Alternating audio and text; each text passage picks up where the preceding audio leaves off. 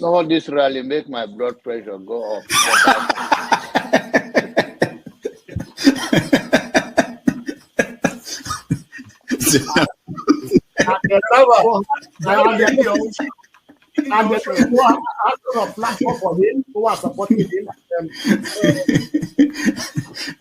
So you should get a filter sometimes, filter your thoughts before you say.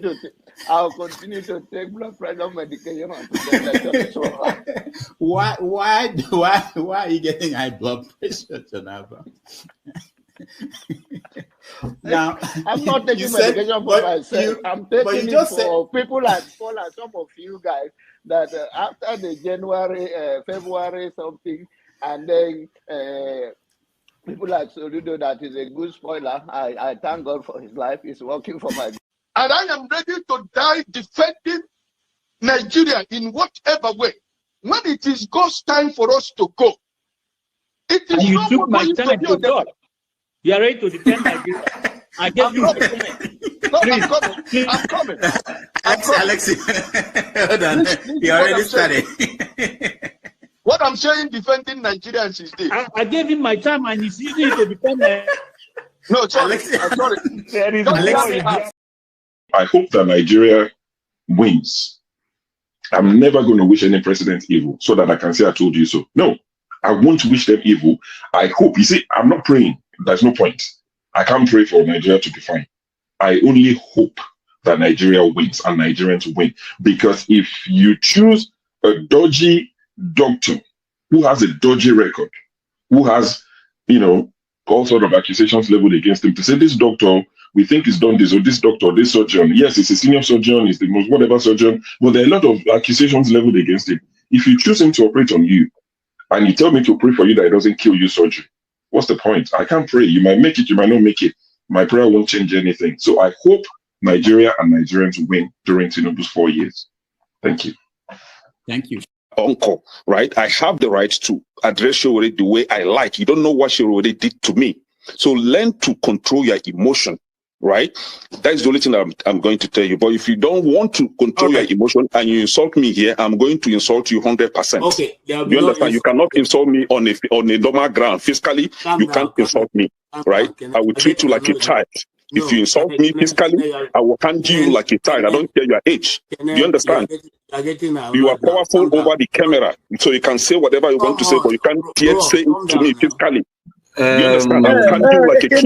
Can we arrange the meeting ground? Can we arrange the meeting ground? So learn to control your emotion. You understand? Okay. Please don't take him out. I also have a right to respond because he mentioned my name. There's no need to take him out. All you have to do is to meet them or something. And you're taking too long to admonish them. Comment.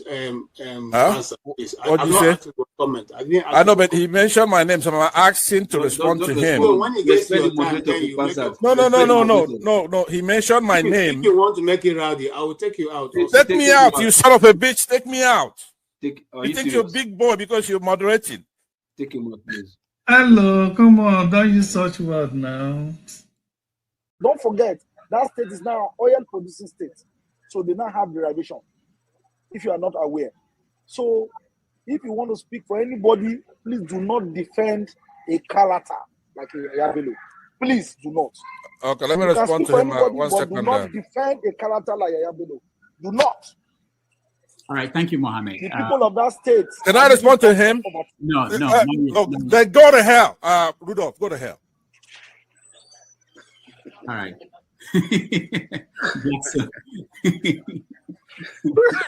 Rudolph, I've never seen this part of him before. Tinubu is a legitimately. There are few like me that are not. All the people who are in this country, They make government money. This one never touch government money. They stole government money. Everybody you see today who say they are billionaires, they have this, they have that. In 1997, 98, they are nowhere. Zero. Ask him. Zero. You know, you don't want to get angry. Any day I get angry, I will call my names. We were there last night. I told you, I said, stop using our dollar. Let us see how they will. Because they have no business. Let them stop using our dollar. They are stealing money and changing to dollars. They pack dollars in their house. How can the economy be well? It's not possible.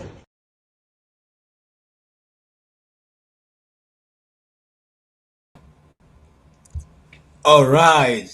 It's good to see all of you this good afternoon. It's good to be once more on the stage.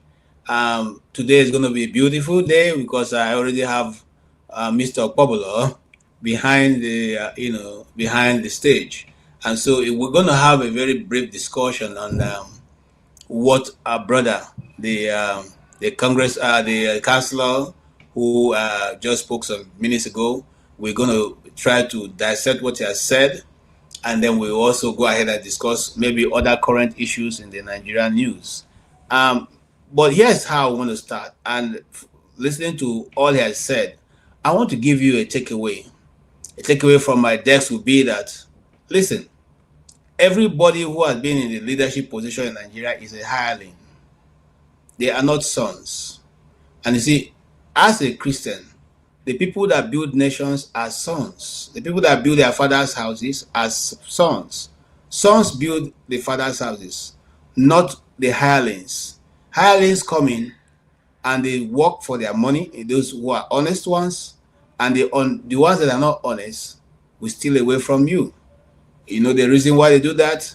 Because they have no stake in what they have come to do. They have no stake in the business. They have no stake in the country. They have no stake in the community. They are visiting laborers at the end of their tenure, which may be 1 year, 2 years, or 3 years. They will pack up and go. But the people who remain there are the sons. I want to say, by my own summation, that we have not really had sons in leadership position in Nigeria. Very few. And those few that have been there have made mark that are unforgettable.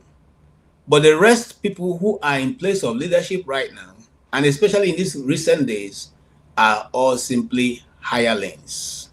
They have no conscience. They have nothing to lose. Their priority is their belly first. Their priority is their foreign masters. Those they pander to try to create an impression. Their own beauty starts from abroad, not at home. And they are always concerned about trying to please the world than to please the nation that has given birth to them, than to please the people of the nation that have come to serve. Their interest is in the international stage. They want to do everything possible to please their masters. And that's why when you see people who have come to position of leadership in Nigeria, there's nothing to write home about them. They are not concerned. They don't wear Nigerian clothes most of the time. And even when they choose to wear the Nigerian clothes, they wear the one designed by foreigners. They don't sit on Nigerian chairs. They import their Italian chairs. They don't wear Nigerian suit. They import their suit from Italy and all the rest of around the world. They don't drive Nigerian cars. They drive, all the foreign-made cars, the Rolls-Royce, the Jaguars, the Maybachs, and the rest of them. That's what they drive. They don't have time to go to Obudukato Ranch to have a holiday, or go to the waterfalls in what do you call the warm spring in Bauchi. They don't go there. They don't go to those places. They don't go to Mambula Plateau to go and look at the beauty of Nigeria. They don't go to Ogunike Lake to go and look at how it is. They don't bother about themselves with the ocean liners, the waterfront in the Nigerian community that is really not developed, which will bring us a lot of money and create employment for their people. They're not concerned about that. No, they're not. If you are thinking they're concerned about that, you are wasting your time. These guys some of them don't even eat Nigerian food. You know, it's only in Nigeria where a man wake up in Lagos and he takes his breakfast in London, and by afternoon he's doing lunch in England and sorry, in America, and by the following day he's back.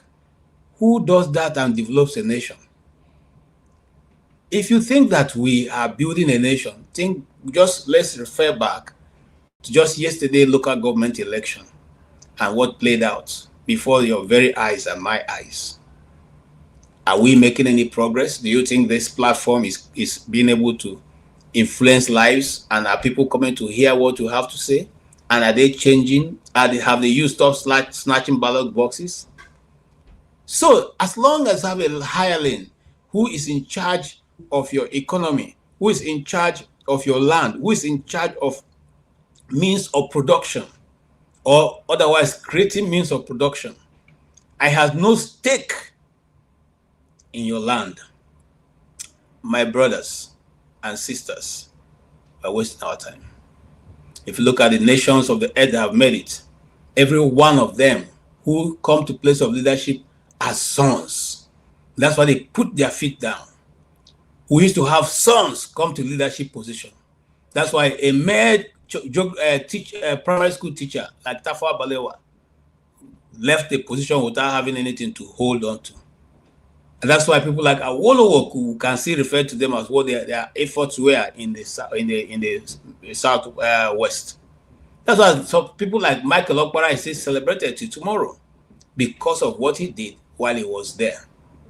When shall we have such leadership? And that's the question I bring to you as we invite our audience. This young man today have told us what it is to be a leader and what you have to bring to the table when you are coming. Do we have such people in Nigeria? And are you still believing that the people who are there really intend for your good? Have you ever imagined how much it costs for a man to be able to make away with 1 billion naira? What are you going to do with it? You want to kill yourself? But will they do it and do it comfortably? So I invite you guys. I don't want to take hug the mic, as they say. I will invite my very first guest, and then of course my second guest. The very first one is Mr. Okpobolo, who indeed is a very awesome guy. His analysis come with fire, whether you like it or not. You go hear him. Okay, and I bring my brother, very cool and gentle. Those days we call people like him, we refer to them those days as Gregory Isaac. They are cool rulers. They just tell it to you the way it is. If you listen to reggae, you know who Gregory Isaac is. But if you don't, well, too bad. I'm not going to explain. Chim, you're welcome. Mr. Kobler, you're welcome. You followed our brother, who invariably, I like his stand, because when they ask him question about trying to maybe, he just makes it a bit broader, not trying to weigh into the tribal thing, so that nobody can hold him, and say, okay, now Igbo man, they talk as Igbo man. However, I think he was able to distinguish himself. What do you say, Mr. Kobler? What's your general view of what he discussed? Instead of you to go straight to the introduction, Paolo, Ajepako, Mr. Tim, Ajebota, period. You just did it. But by the way, bros, the both of you are introduced from the Jamaican background. The cool ruler is of Jamaica. You said like Jamaica. So who you are? Where I come there at 40, amigo. First of all, let me do shout out to my excellent governor for the overwhelming victory. We cleared the senatorial election. Congratulations, Mr. Okpaholo. We are doing well. 2028, not sure.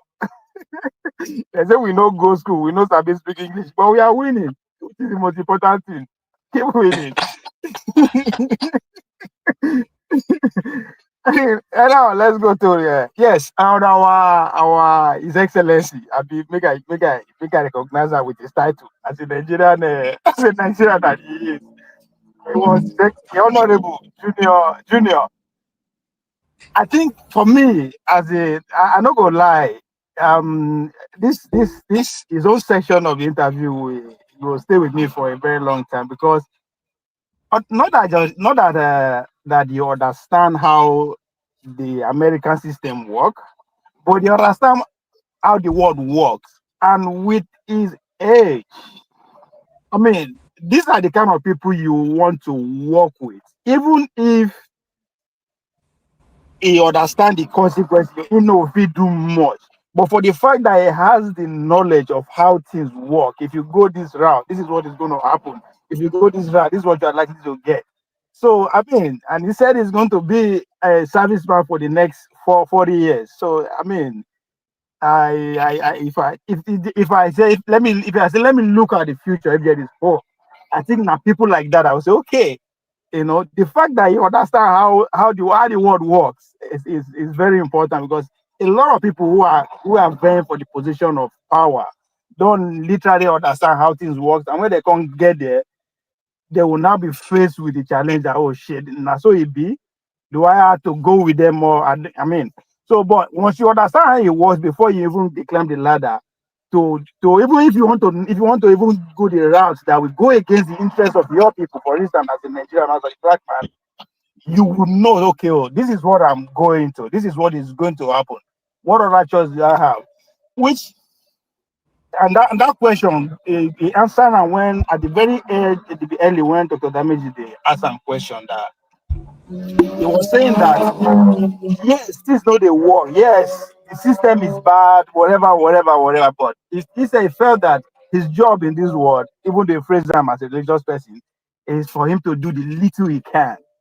Yes, I understand this place is dangerous. Yes, I understand that I'm gonna have to work against the interests of my people. But guess what? Maybe I still do one thing. If that's all what I can do, and somebody else called Jonah, and I think they talk, God willing, maybe have more people thinking like that. I think that's where the coalition of willings they come to play here. People keep not understand the relationship with the Israel and the America, right? It's a convergence of interest. If you go back the history of the Jew, what did they pass through? They don't want to experience this again. If I want to use their rhetoric. And the only way they cannot experience it again is to align with the superpower, who in a way is in a position to deal with them like that. So if I for me to be, whatever these people want, I will give it to them, right? So again, you have to now look at the interest of the American hegemony. What do they want? They want to control that region because of the energy hub of the world. So if you are in control of that, automatically every other thing fall in place. So now convergence of interest, now they play out. So that's why people don't understand, oh, how small Israel they control America, or how they no, it's not about. So and again, the same people when they make that argument, they will still make the argument that, oh, you control most of the corporation in Nigeria, in America. That's the system right there. So if you invested so much in this in corporation that run the system, then you control the government. It's as simple as that. That's why people they say, don't go tell the teeth. Whoa, it's again. So what I'm trying to say, the fact that this young man, right, coming from Onitsha, right, this one not be saying, I'm Papa na America, I'm Mama na America. No. This na Tibugu was born in Onitsha, but for him to have a profound understanding of the system that he grew up in, I mean, I'm not gonna lie, I was just smiling, man. I'm impressed. I'm impressed. And again, he spoke like a politician that he is, right? Even though most of the time, especially that the argument between the African American, who is an African American, even at that, the way the guy they navigate the direct question, I was impressed. I mean, the 26-year-old at that time where I did say, I don't even know. So I don't gonna lie. I don't think. I mean, I will if I get money, I will donate to his campaign. Okay, thank you so much. I was also just like you. I was quite impressed with his answers and his some of the pushback that he put. And I wish what's his name now?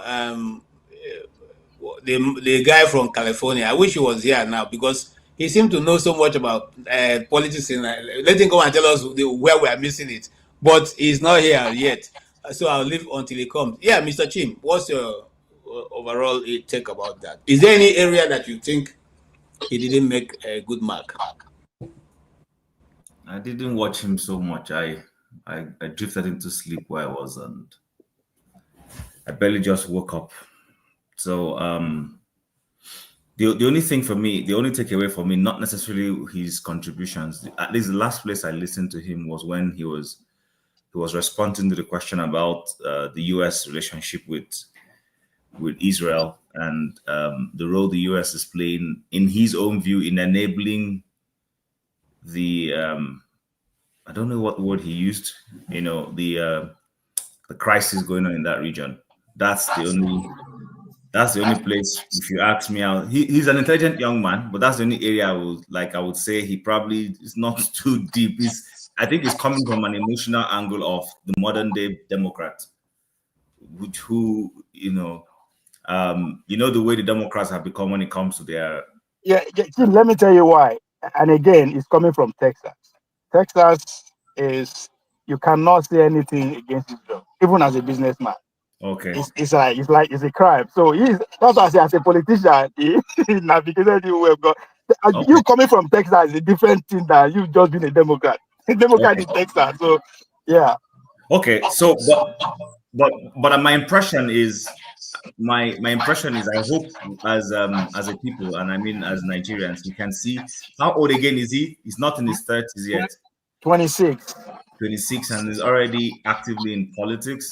He defeated somebody who had been there for a pretty long time. 12 years. Yeah, good. So that should be a message to our politicians back home that in other climes, people of that age are being given an opportunity. Funny enough, we just had an election yesterday back home in Nigeria, and we're already seeing how the outcome is with everything. So that should be a lesson to us back home, that in other places, there is a warm handshake to the next generation. One generation is handshaking the other one to take over in a very civil and straight up process. There is no snatch it, grab it. There is nobody telling anybody, go back to your ancestral home. There's nobody telling anybody any funny thing. It's just competence. Do the voters buy into whatever it is promising them? If yes, they're giving him their votes. And if he performs, he will win his re-election when the time comes.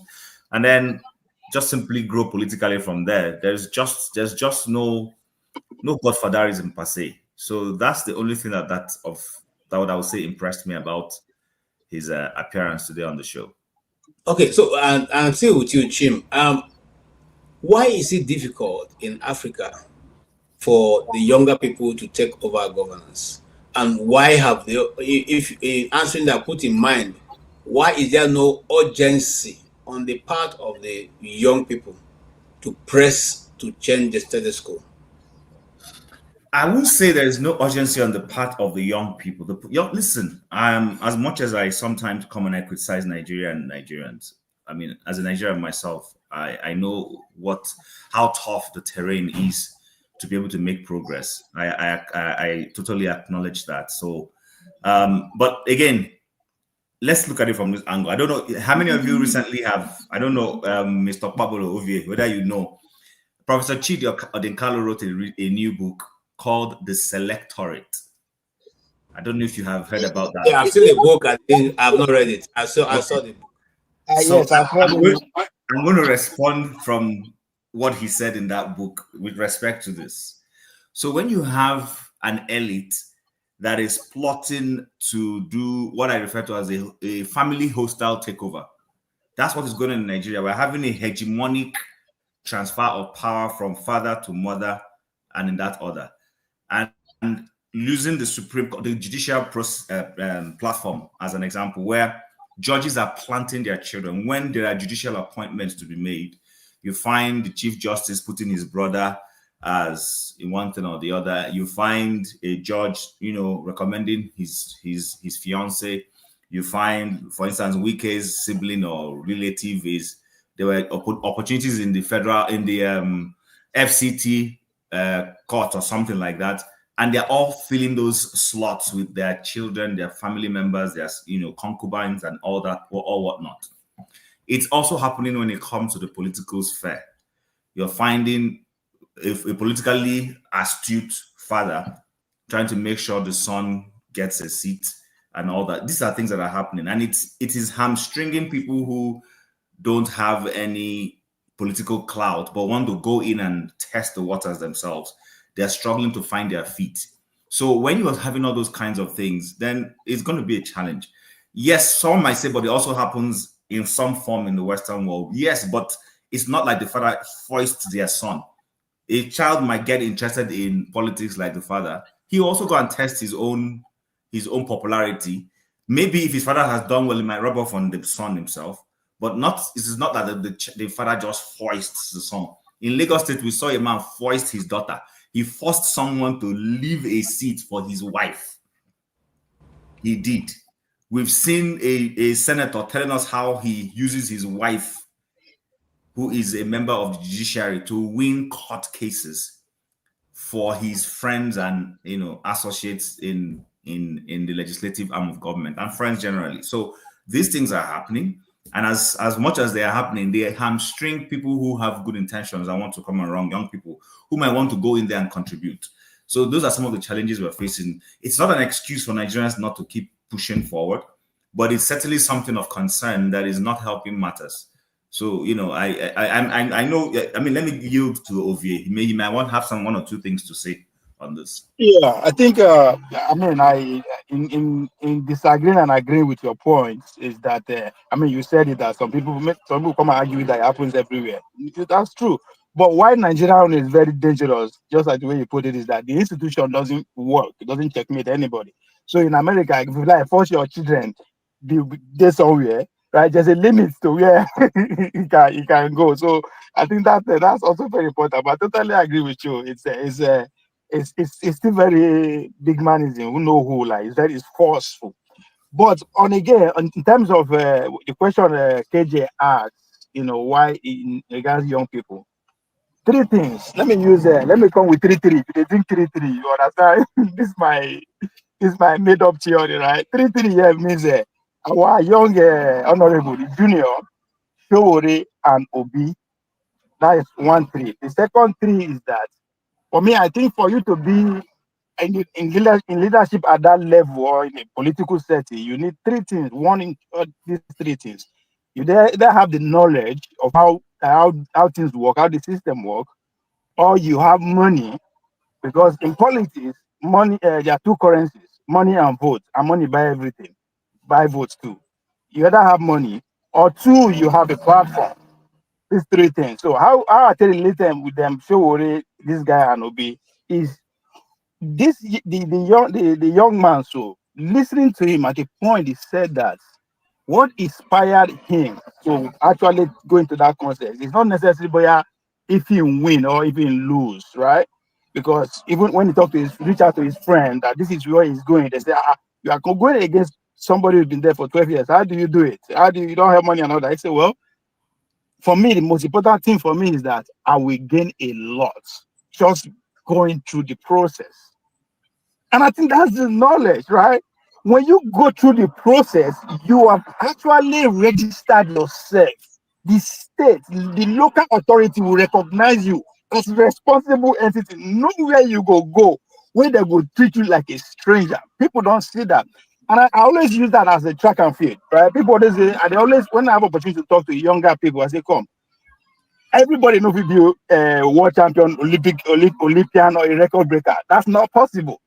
All of us were there. It's not possible. But one thing I will guarantee you, if you go through this process, you either get a job, get connected, travel, or go free school.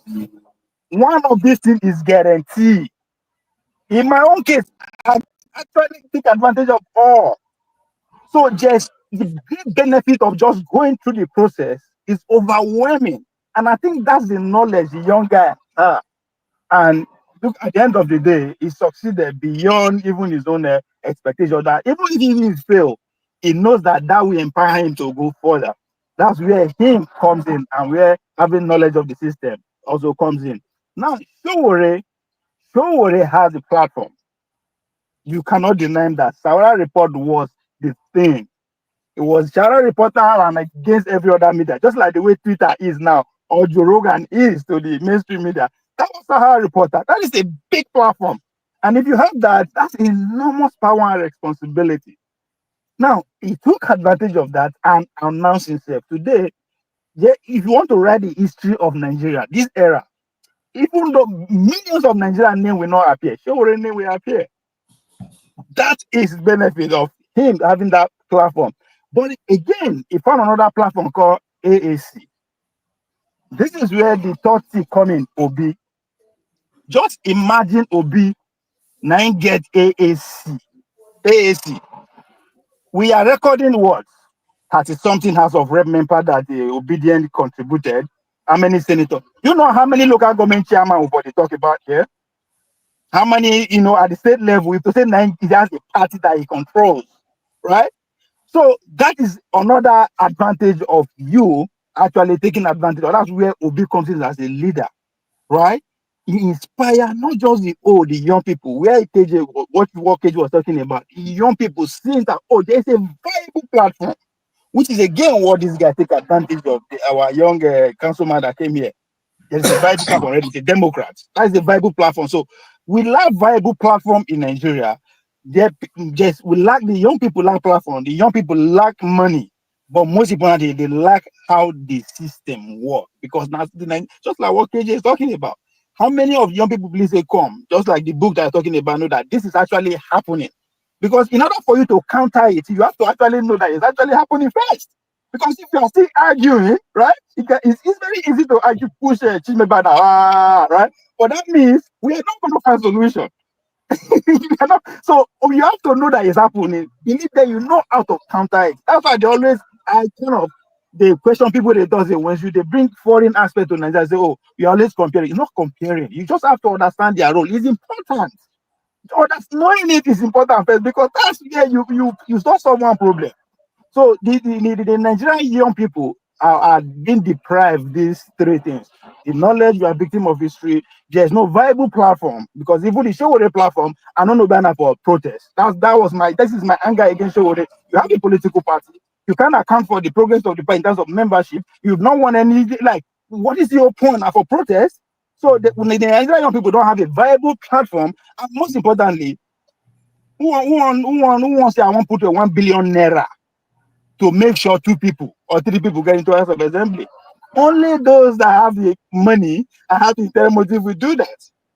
So these are the 3 things I believe that is actually working against the Nigerian young person, but at the same time can be a favor if we have access to it. All right. Thank you so much, Obi. I want to ask you, this question would have gone to Chim, but let's start from you. This guy, is he from the place where he represents? Is he the king of that tribe? That place? Is he an indigene? Yes. Okay, he's an indigene. Because you have to be resident. No, you have to be here. You go say residents, right? You have to be a resident of that. That's where I'm going. Yeah. So, but those people who reside in Lagos are not allowed to even vote. Talk more of contesting. So, are we really a serious people? Are we really a set of people who are serious? Because if he can leave Nigeria and many other Nigerians, I'm just using him as an example. I have a friend who is in London. She's a counselor. She's one of the what I don't know how they call it, but she's one of the counselors in London. So these people are not indigenous of those nations. By every look, they are different color from the places where they are. Why are the people in that place not discriminating against them and saying, no, you can't contest because they are not? Okay, KJ, we have to also recognize that practically we are not there yet. Now, what do I mean? Because when I say practically, legally for Nigeria, if you actually vote for Lagos, if you vote for any other tribe or any other person, I think legally it's happening. But now implementation is where we have to fight. I use that word fight because our young councilman that came here also talk about how those that make the sacrifice for him to be having this opportunity. That's where he was going back and forth with Kene, that we have to be very grateful to the African American. That's what it was, because literally, as a black man in America, you nothing, you know, if you vote, you are useless in terms of the political arrangement, right? So blood were shared. That's why I always talk to Nigeria. For us to actually attain freedom, for the sense of it, people will die, millions, either directly or by starvation or whatever. So sacrifices were made before America got to where it is now, right? So let's understand that part. So in Nigeria, it is the implementation, which is where the knowledge come in. And again, to support Chim, what Chim is saying, that actually what is going on, right? all these on paper, legally, state, local government, everybody getting autonomous. Everybody's supposed to do it without actually the federal government on paper. But how many of us know, which is where the knowledge comes from? But even if you want to know, somebody will come with, it will present what Chimejob give to us as if it's a propaganda or it's a conspiracy theories. They will just use that to just destroy that argument, right? But if all of them work hand in hand. So legally, I think all these structures is there in our constitution. But how do we make sure we implementation? That's where we as a people need to fight, which is where the winning come from. We don't need to win the position, but we need to have the knowledge of all these small things. All right. Thank you. Chim, while you're answering that, also, we're going to watch that video later.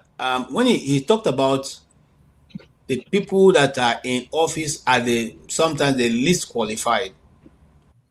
And but if you still see how sharp this guy is, and you see how sharp some of the politicians outside of Africa, let me not say Africa, but Nigeria as in particular, are sharp. I'm not saying that everybody in Nigeria is not sharp. How be it that we always have to end up with the wrong set of people who cannot even think through a small process on how to get results without having to read from notes written and all that kind of thing. You see, this guy came in and he answered all the questions. He wasn't referring to any notes. He wasn't referring to anything. Even some of the questions I thought was going to be difficult, he answered them with ease. So how is it that, like I asked Ovie, you can go ahead and answer, sir. And maybe if you have any area you want to expand to, please feel free. Okay, so I think the thing is, generally everywhere in the world, there are intelligent people in politics, but most of the time, if you aggregate the number, most of the people who go into politics are not necessarily the most intelligent. It doesn't matter whether it is Nigeria, US, everywhere. It's not. It's not always because of the nature of politics. Politics is a game of popularity, a game of acceptance, but not a game of intelligence. It's not a sphere that necessarily deals with how intelligent you are most of the time, but how popular you are and how visible you have been to the people. You see how he started. He had been doing some bit of community work. He was helping children and, all those sort of things. So maybe the young people he had been working with are the people who showed up for him when the elections came up, and he was able to remove the incumbent who had been in office in that particular constituency. Now, the thing is, even though it is not a game of intelligence, nonetheless, people who go into politics in other climes, like where we are, they do their homework. They try to understand what is important to the people. They know that the votes count, because when you know that the votes count, you prepare yourself. You would read up, you would get involved in things that will be of interest to the people, that will make the people want to pick you or vote for you. So you would also want to brush yourself up in terms of being able to know how to do public speaking. Because remember, it's politics, and politics, like I said, is public. So there's going to be a lot of public speaking. There will be moments where you are invited on short notice to give a speech. Nobody expects you to start writing a long, winding, paperwork to come and stand and miss. No, you have to speak from your heart. So if you haven't internalized what's going on in the community, it's not in your heart. You won't be able to speak what you know. So, for instance, I don't know. If you've been following the politics of, by the way, it's a coincidence. He represents a constituency in the US called Grand Prairie. There is a place. There's a city here in Canada, in Alberta, where I live, called Grand Prairie. So the first day I saw it, I thought he was a Canadian politician, actually.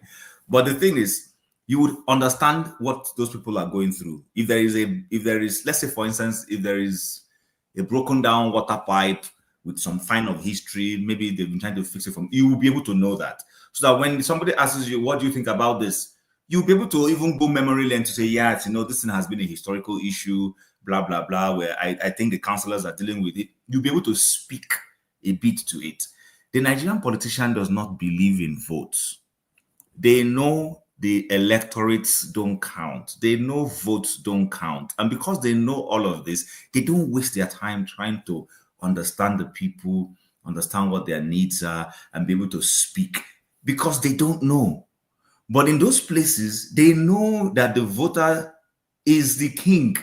That even though when they eventually emerge, they will be more popular than the voter, but they know that voter is their foundation. If they don't speak to the heart of the voter, they are done for. So that is the difference. That is why you find our politicians, when somebody tells you, okay, 2023, several debates were supposed to hold for the presidential candidates in that election in Nigeria. How many of those debates held? 0. We all know why it didn't hold. Now, people went to Chatham House. If we can still recall the speeches given by each of the candidates who went to the Chatham House, at least 4 of them went to Chatham House.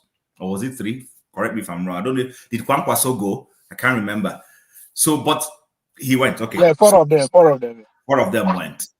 But we all know who went there and didn't necessarily make an impact.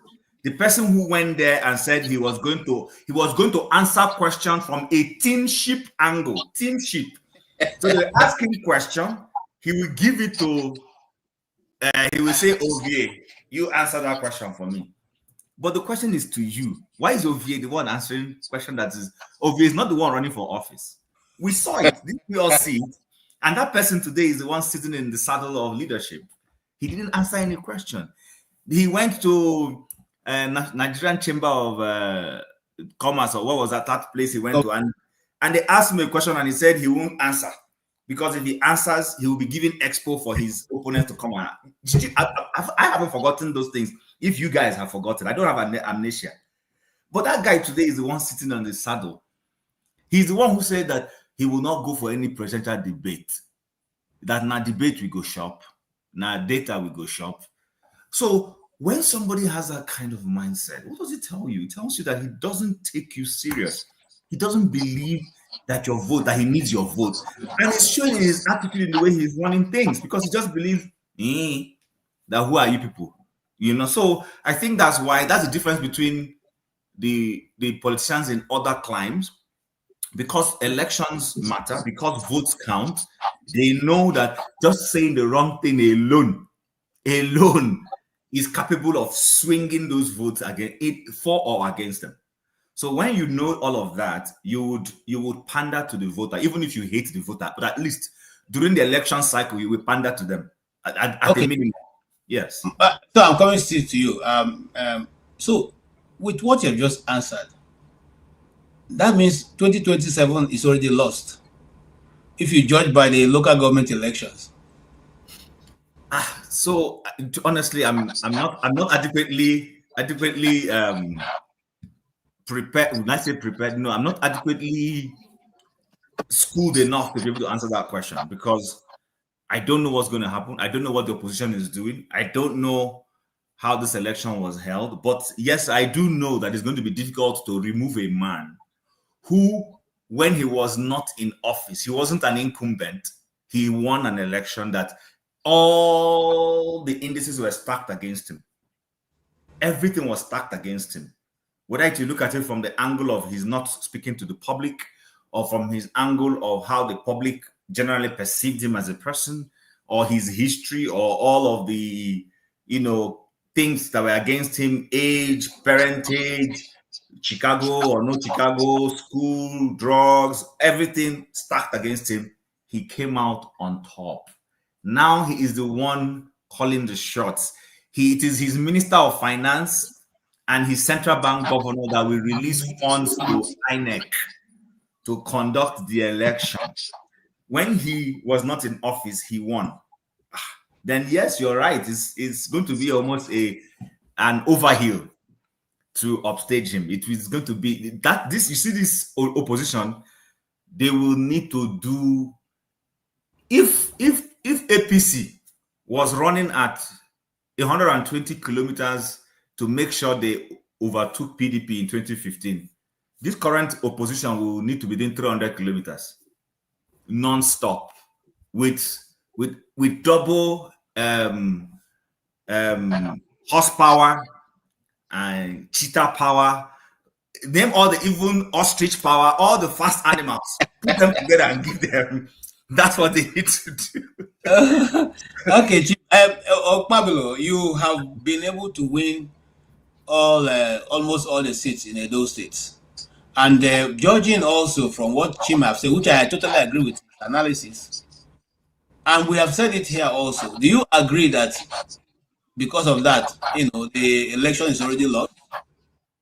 Because if judging by what we have on ground and by his own summation, that it's not the votes that count, and the Nigerian public is not ready to do beyond what they are doing now. I'm saying that based on the fact that the same rigging that have taken place in this local government election was perpetuated by the same people that we seem to be fighting over, quarreling over, boxing over to get them across the line. They are still the same persons, carrying out this heinous crime of rigging the elections. Do you think we should get ready, or do you think it's only a foregone issue? Thank you. I see Masca. I will bring you in right away. Go ahead, sir, Mr. Pueblo. I think I will I will go with Chief. On this, Chief said two things though. He said he doesn't know what the opposition is doing. Me too. I don't know. I'm not to be funny about it. No, but I mean, hold on, Ovie.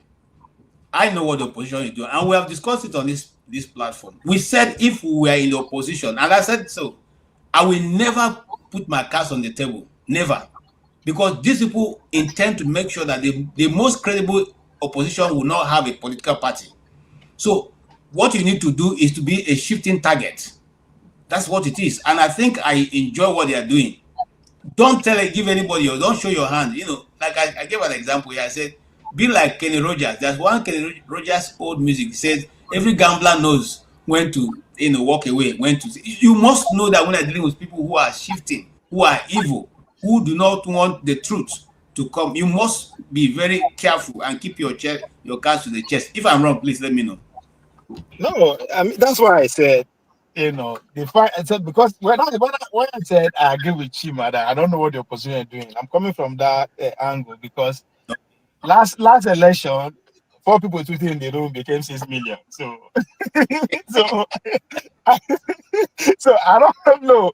But the other thing Chima said against the call, the man that all odds were against him, he pulled it off. Now if he's saying get all the cards, you want it happen. That's one. I normally divide Nigerian presidency out of two direct ways: the home power and the foreign power. Right? And I the talk of this since Bola Tinubu has not offended anybody here in terms of the local power for them to gang against him, not to give him second chance. I haven't seen it.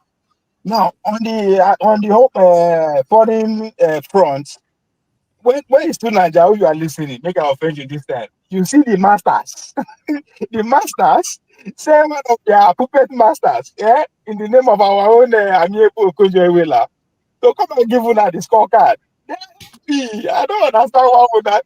So the woman come and say yes, well, Tinubu policies are doing great. It's doing great for the people that is, give them that policy to implement. I give instances how Jimmy Damo and the rest of them come gather all the tell. So that is the result. They are satisfied with what he is doing, regardless of how many people they die.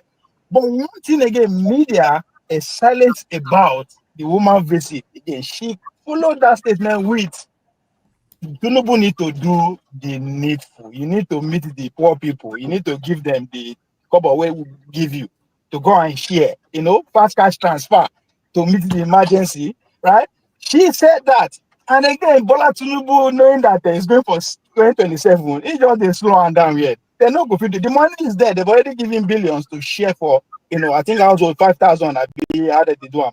So she actually came to reinforce that. Say, come, you need to start giving these people the money so that this shout of poverty no go to they go on, alarming. So that aspect is also Bola Tinubu will wait some few months to election before he go begin share that money. This time around now, it's not going to be saying they buy votes. It will be legal because that is what the masters said he should do. And once he did that, it don't finish. So I am totally aligned with the chief. The man everything is working for him. And as are the people where with the cry say everything is against us. Yes, with our suffer, the suffer has tripled. But the fact that nobody is organizing the people, now I'm talking about the opposition. As I said, I don't know, but from what is obvious to me, nobody is organizing the people. Because that's what it's going to take. That's the only way. What Chim said earlier on that the politics of democracy is all about numbers. Now you are not organizing that number, but instead you wait till the 11th hour to go into competition with the man in power in terms of mobilizing. Because this is not the time to mobilize with this. Organizing is too late. You have to start mobilizing. Well, how do you mobilize? That's where the money comes in. You mobilize human beings with money. So I don't see anybody doing that, unfortunately, but everything Bola Tinubu will do that at the very damn minute, and he's still going to pull it off. So it's 27 years is gone. I don't think he's gone. It's not unless the man die. Unless he die. Thank you so much. Maska, you are welcome. Now, you have followed our discussion. Which area will you want to weigh in? Okay, well, maybe let me start from the end. Well, Ovi was saying that, in my opinion, I think it's not going to be easy like that for Tinubu. Forget about the foreign power. I agree with your analysis, Ovi, that the Western world is heavily interested in who wins. But the reality also is that humanity has tied itself, both hands and leg, in the sense that there's a process. They say you should do election. America itself is the big trumpeter of democracy. So whether they like it or not, there would have to be some semblance of democracy come 2027. But what I'm seeing that really it's going to be a very interesting election. And perhaps I could be wrong because I'm not a politician and I'm not like Chim. I would use the word, he said he's not schooled enough, but I would say I'm not capacitized enough. The capacity is not even there. Even if you spend 10 years schooling me, I do not have that capacity to understand the dynamics of the political landscape in the country. But my take as a layman is that it's going to be pretty interesting. Because, for instance, it's very clear that the Southeast certainly is not going to vote for Tinubu. Forget party, forget whatever you do, call it anything. They are not going to vote for Tinubu. Okay? The North, most likely, is not going to vote for Tinubu, from my reading. I'm seeing writings in the wall. I mean, big people that I know, credible people that I know. I can see them enter ADC. Maska, are you saying the North will vote Tinubu then? No, will not vote for Tinubu. This is my reading. No, you said the Southeast will not vote. I'm saying, are you now saying, because you didn't say the North? So I'm asking, what about the North? Chief, did I not mention North? No, you did. You did. You didn't. He did. He so said my the North. bad, I didn't hear the North. I heard the East. Not vote for Tinubu. Okay, all right, okay. So if these two regions will not vote for Tinubu, where is he going to get the votes? I'm just saying, like, I've done a good framework. I am a layman. I have zero understanding. If you talk economics, I can argue with Okonjo-Iweala. But politics, I'm zero. So I can say I'm a stupid man when it comes to politics. But this is even a madman, when he sees something, he would have his own opinion about it. This is my take. That is going to be interesting. I'm not saying that Tinubu will not come back, but I'm saying that it's going to be interesting. Why I use the word interesting is because I'm looking at, technically speaking, the country is, during Buhari's time, the country was divided between North and South. But now during this regime, it's like the breakdown has gone deeper and further. As it is now, like I said, the Southeast is not going to vote for Tinubu. The North, from my reading, the way I see this ADC going, because if it were just some small people somewhere, you could say, okay. But I don't expect a David Mark. And there are a couple of other people I've seen that I know that, again, let me deviate a little bit, because you guys spoke about the intelligence about politicians. I can tell you that Nigerian politicians are very intelligent. It's just a question of, no matter how intelligent you are, when you are like you are selling in the market, when you have a shop, you KJ, okay, maybe KJ is not even a good candidate. Even this team now is not a good. I won't say like Igbo people. You are not typical Igbo people, so. No, we are traders now. We know the joke with business. No matter what, if you see this time, if you see me for market, push we buy, no agree. So Mascot, you yourself, you are the prime example, because this title of people are business people traveling around the world. No, yes. To go back to history, that is what an average Hausa man is known for. No, that's why I look at them. From the little I know about them, I'm a better trader. I'm more legit a trader. So let me use myself as an example. No matter how intelligent I am, if I open shop, is what material demand I enter shop he say he wants to buy that I will be discussing about. You get the point I'm making? It is what the politicians understand that, oh, these are voters. This is what they want. They like dancing. They like singing. Don't think that I will never discount anybody who has gone through a law school. Honestly, I will not discount that person. It takes a lot for you to pass. But for a lawyer, like somebody like Wike to come and be small time now, you know, you dance and do all that. You know, even Tinubu has danced. The only person I can't say I saw him dancing is Buhari. But I can list, is it, what's this guy now from Kogi State now that used to sing? Dino Melaye.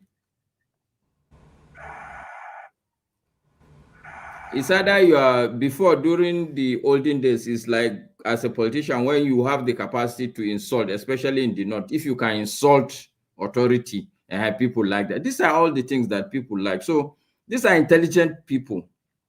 And I'm saying that some of these people, I respect their IQ. If they are in ADC, in the opposition, then I'm telling myself that they know what they are doing. Yeah, okay. I like that where you left that. My summary is that I don't think we should discount 2027. And actually, honestly, I think it's an opportunity for the Nigerian people. Those people who want to do well for the country, this is an opportunity when it's not cast in stone, when things are a bit shifty. So I ask you this question, Maska. Can you analyze for us what went wrong in the last local government elections? No, I didn't follow. Honestly, I didn't follow any local government election. I'm not a I don't follow all these things because I don't think anything good will come out of Israel. That's where my problem lies, and that's why I posed a question to Pablo, who his governor and elder brother. You said you know what the opposition are doing. So the question is that what did they do right or wrong this past election? The opposition. Great. Now the opposition, and when I talk about opposition, I'm not going to the the nitty-gritty of what the local government or even the governors will be doing. I'm going to for Brooks, which is the presidency. And when I talk about opposition, I'm talking about Peter Obi as a candidate who most Nigerians feel that he can do a good job. Now, and I said here, if I were him, I will never show my card to anybody. Just the way he's going. In fact, he's a very. The other day I was analyzing something he was doing, and I felt this man, you know, whether I like it or not, the man also knows what he's doing. Except, of course, something else happened. But right now, Peter Obi is on top of his game, and he's enjoying dribbling them about. You have talked about how Donald Trump used to dribble the media. He will give them something and they'll be discussing and fighting over it, why he's doing whatever he's doing. That's exactly what Peter Obi has been doing so far. And small things threw them off, and they'll begin to debate over it. And he's going on. Right now, the struggle, or what they are trying to do, is to make sure that wherever he decides to pitch his tent will be either they'll cause chaos there and he will not get a ticket, or they will make sure that INEC has a problem with that party. So it is good. If they want to remove all the political party from the system, good. Remove them. But as long as it's concerned, until the last minute, until the very last minute, let him not declare why he's going to contest. And that's what I see. I'm coming, sir. Let them keep mobilizing the way they're mobilizing, whether they are mobilizing the obedient or those who are in support, whether they are obedient or not, let them just keep going in that direction. All right, Kim, go ahead, sir. Okay, so why I'm skeptic about this so-called opposition is because, the last opposition is the ruling party, and the ruling party is ruling and also acting like an opposition. When this ruling party was the opposition, when they were small, let's look at their metamorphosis, how they metamorphose into this behemoth that is now APC. Starting with ACN, at least with ACN, and then separately CPC. We had a Lai Mohammed who constantly put PDP on the back foot. They aligned with every reasonable human being on earth that was not in politics. Save Nigeria Group was not politicians. Save Nigeria Group was individuals in what do you call them now? Civil society organizations.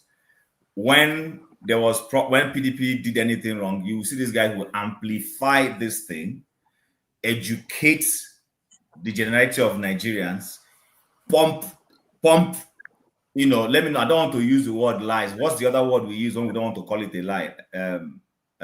Conspiracies. They will pump conspiracies out. They did not, they would see, listen, if Jonathan just had a headache, and that headache was from doing his normal duties as the president, he didn't drink, he did just say that the president was in office yesterday, spent 7 hours, and he got a little headache. Lai Mohammed will go on air and amplify it and spin it in such a way that Nigerians will say, yes, this guy needs to get out of that place. I don't see any opposition now putting APC on the back foot. None. So you start from there, putting them on the back foot, selling. That way you're positioning yourself in the minds of Nigerians. At least, even if APC is the incumbent and has all the trappings of power to be able to rig or turn the leg, but at least you make them sweat a little bit. Do you understand? And then start creating opportunities to be able to checkmate them when it comes to voting. I don't see these people doing any of that right now. They're all quiet. Okay. Hold on. And you're telling me that it is that because they're not putting on their what cards? They don't have any cards to place on the table. That's like they're quiet. Okay, I have a question for you. Sorry, KJ. Now, so the way KJ spoke, that's how Kenneth Okonkwo was speaking about 6 months ago. Today, now ADC member. So, okay, we'll see the card. Go ahead. Chim, from the little I know of Nigerian politics, there are 3 different kinds of politics that Nigerian politicians play. You see, the typical APC opposition that you saw is a southwestern politics.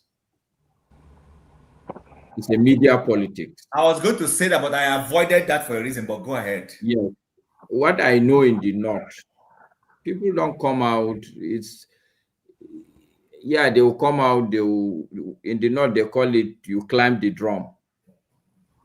When you go to speak in front of people will climb the drum every now and then, but the real politics is played indoors. You go sit with people, you discuss those opinion molders, these key stakeholders, because my understanding is that the politics in the North, almost everybody has his followers. So where he aligns, that's where they go to. So I see a lot of this politicking happening. I see a lot of it. It's actually happening. Day in, day out, I see signs of people moving, shifting position. But perhaps maybe because they're also smart enough to know that the way you do opposition, it depends on who is in power. Somebody like Goodluck Jonathan, you can come out and criticize him. Somebody like Buhari, you can come out openly and every day you are in the media. But I don't think if you are a serious-minded politician, I don't think the smart thing to do is to come out every day, because small time now, I think they have arrested Tambua.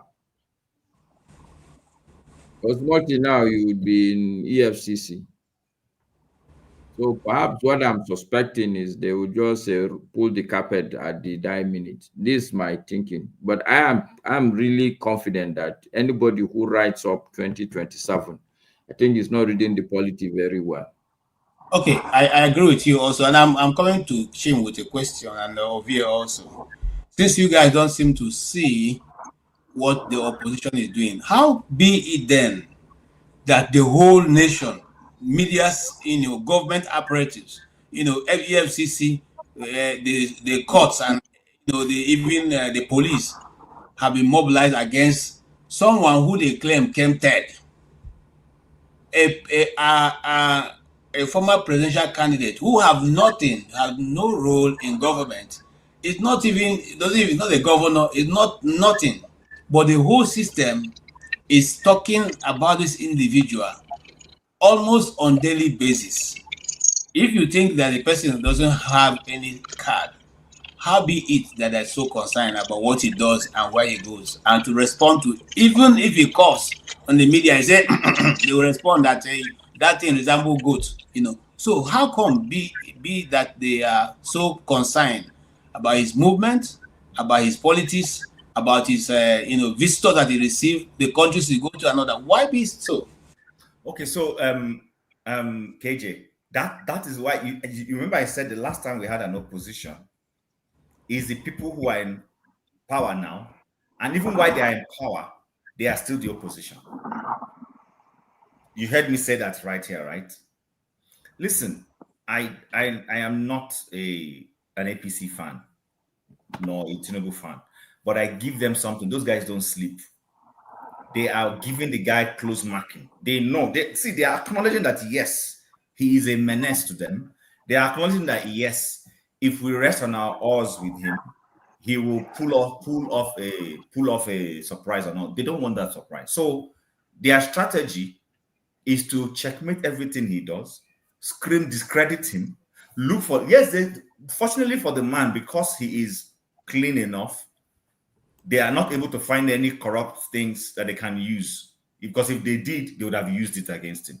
So for that kind of person who commands organic followership, they see that there is a yearning from a section of Nigerians, probably those young so-called obedience, for this kind of person. They acknowledge that if there's an election, listen, these people know that if there's a free and fair election, they know they will lose. They're not denying it, they know. Did you not see the current, there's just a short clip, I wish I could have shared it with you, of Festus Keyamo, the minister, where he was talking about APC and how that, you said something to the effect that does he think APC is a party of sin and they're not criminals? Of course not. He said that. I have the video. I'm not making it up. But they didn't give, the person who shared didn't share the full thing. But he was literally saying, listen, we know we are not saints. These guys, listen, I fear the person who knows he is a thief. He knows he's not pretending he's a thief, but he's making sure he protects his stolen wealth very well. More than the person who thinks that, oh, I am a saint and society is going to align with me because I am a saint. Listen, as a Christian, people shouted, Hosanna, Hosanna. And 1 week after, what did they scream? They screamed, crucify him. Do not be shocked that in 2027 election, just like Maska has alluded, even though this man is hedging his bet, he knows the areas he has secured. First of all, that Lagos magic will not happen again. Nobody is losing Lagos to anybody anymore. They have made sure they have taken care of that. They have made sure that their Southwest will give them what they want. And they are looking at the South, where they have gotten two governors into their fold, that at least Rivers State is on their control, which is the largest population in the South. They've gone to the next populous place, which is Delta. If they secure that and secure Akwa Ibom, he's home and dry. He will hedge his bets with Hope Uzodinma and Co. in the Southeast. I'm going to an alliance with the Anambra State governor. Get what he can get in those places.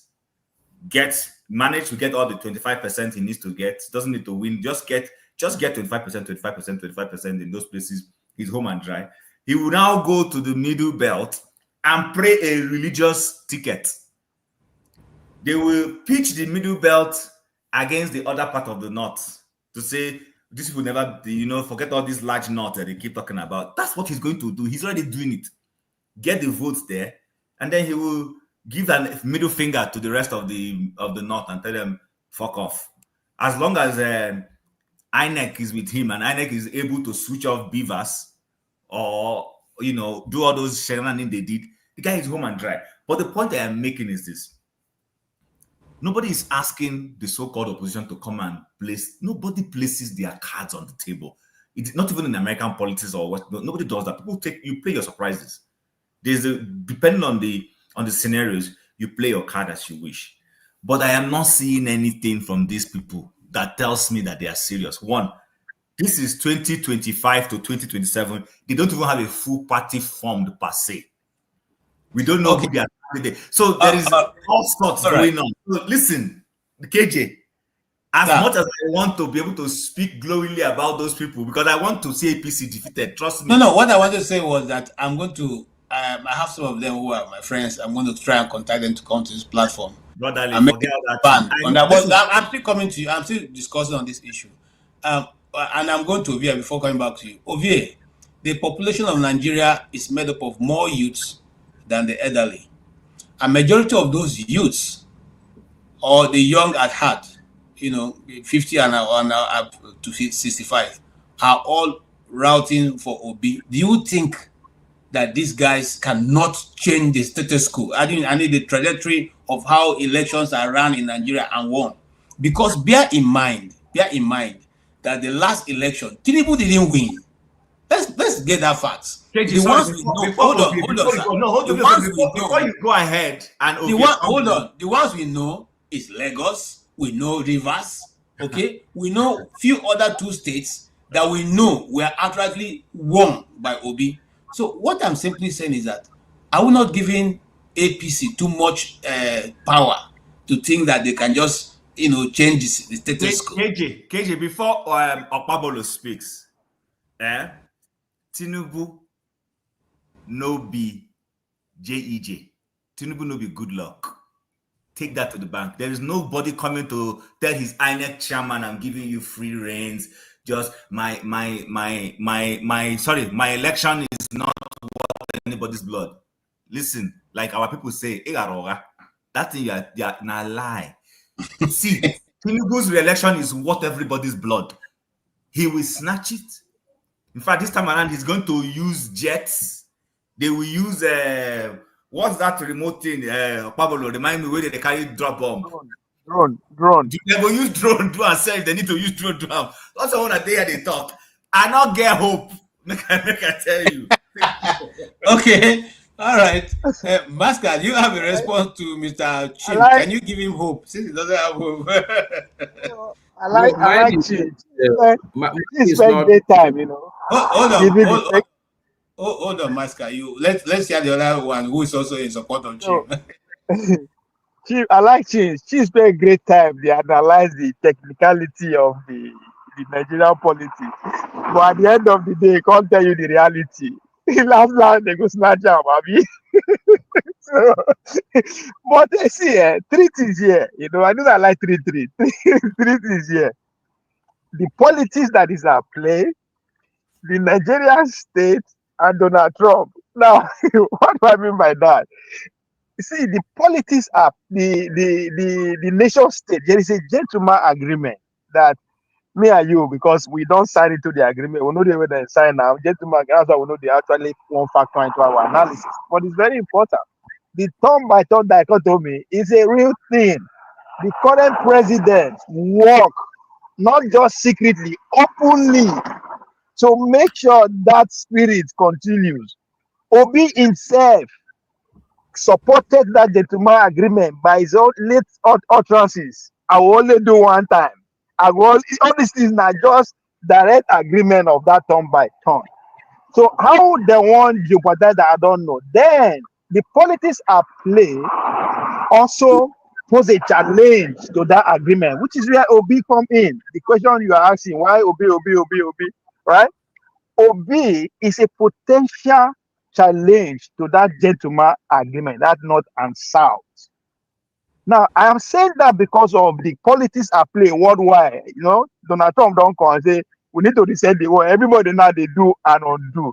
So anything will happen. And if you pay attention to J.D. Vance's speeches, at the very when they first come to power, I say, come. He was telling the Europeans, if you cannot meet your people, and you cannot your people, you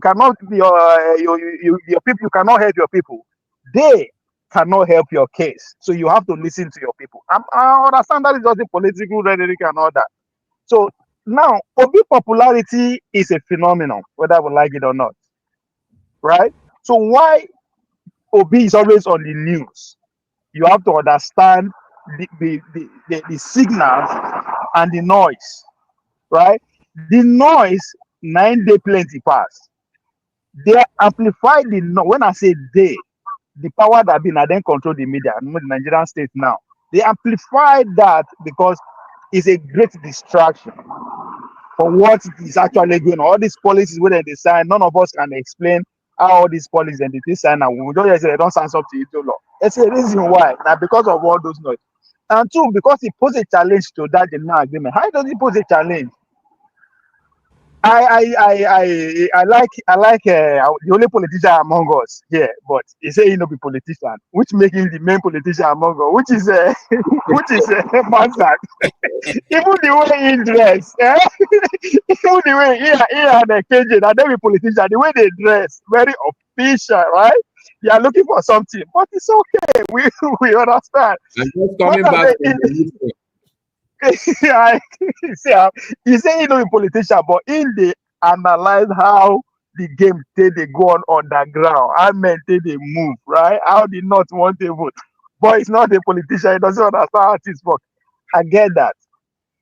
If not one betray Tinubu, who they won't vote for? That's the question all of us will be asking, right?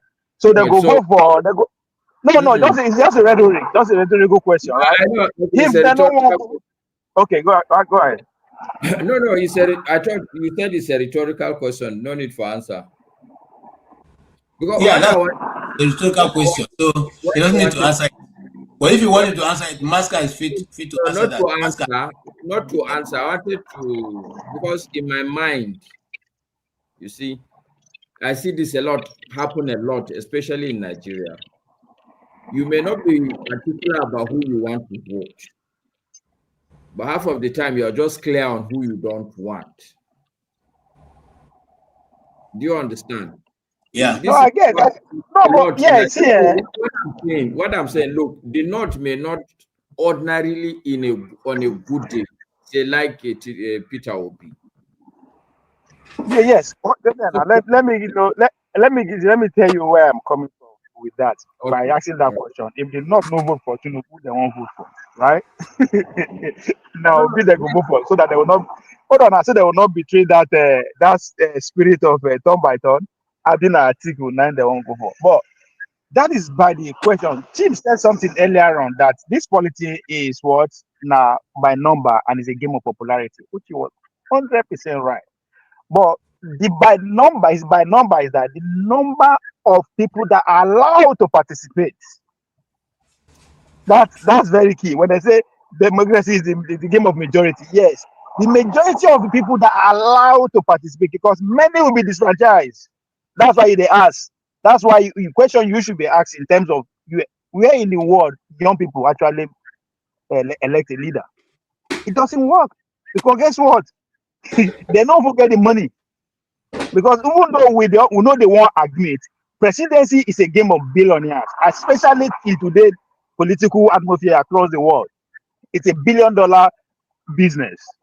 So the young people across the world don't have that wealth for them to put it. Yes, they are very loud. Even Mansa Toka. Now waiting we lie that they give us. We lie to the dance. Some of our young people heroes are Portable and the rest of them, they dance. So they will always go, we appeal to them in that way. But in actually being in a position to actually bring change power, they happen. Now, when I say Donald Trump, these people, they only talk, say, yes, Donald Trump was doing the work that he was deceiving the media and all that. Now, this Nigerian governors now, during campaign, when Donald Trump believed that he was rigged out, just like the Obi and Obedience are still believing up to today. Donald Trump believed he was rigged out.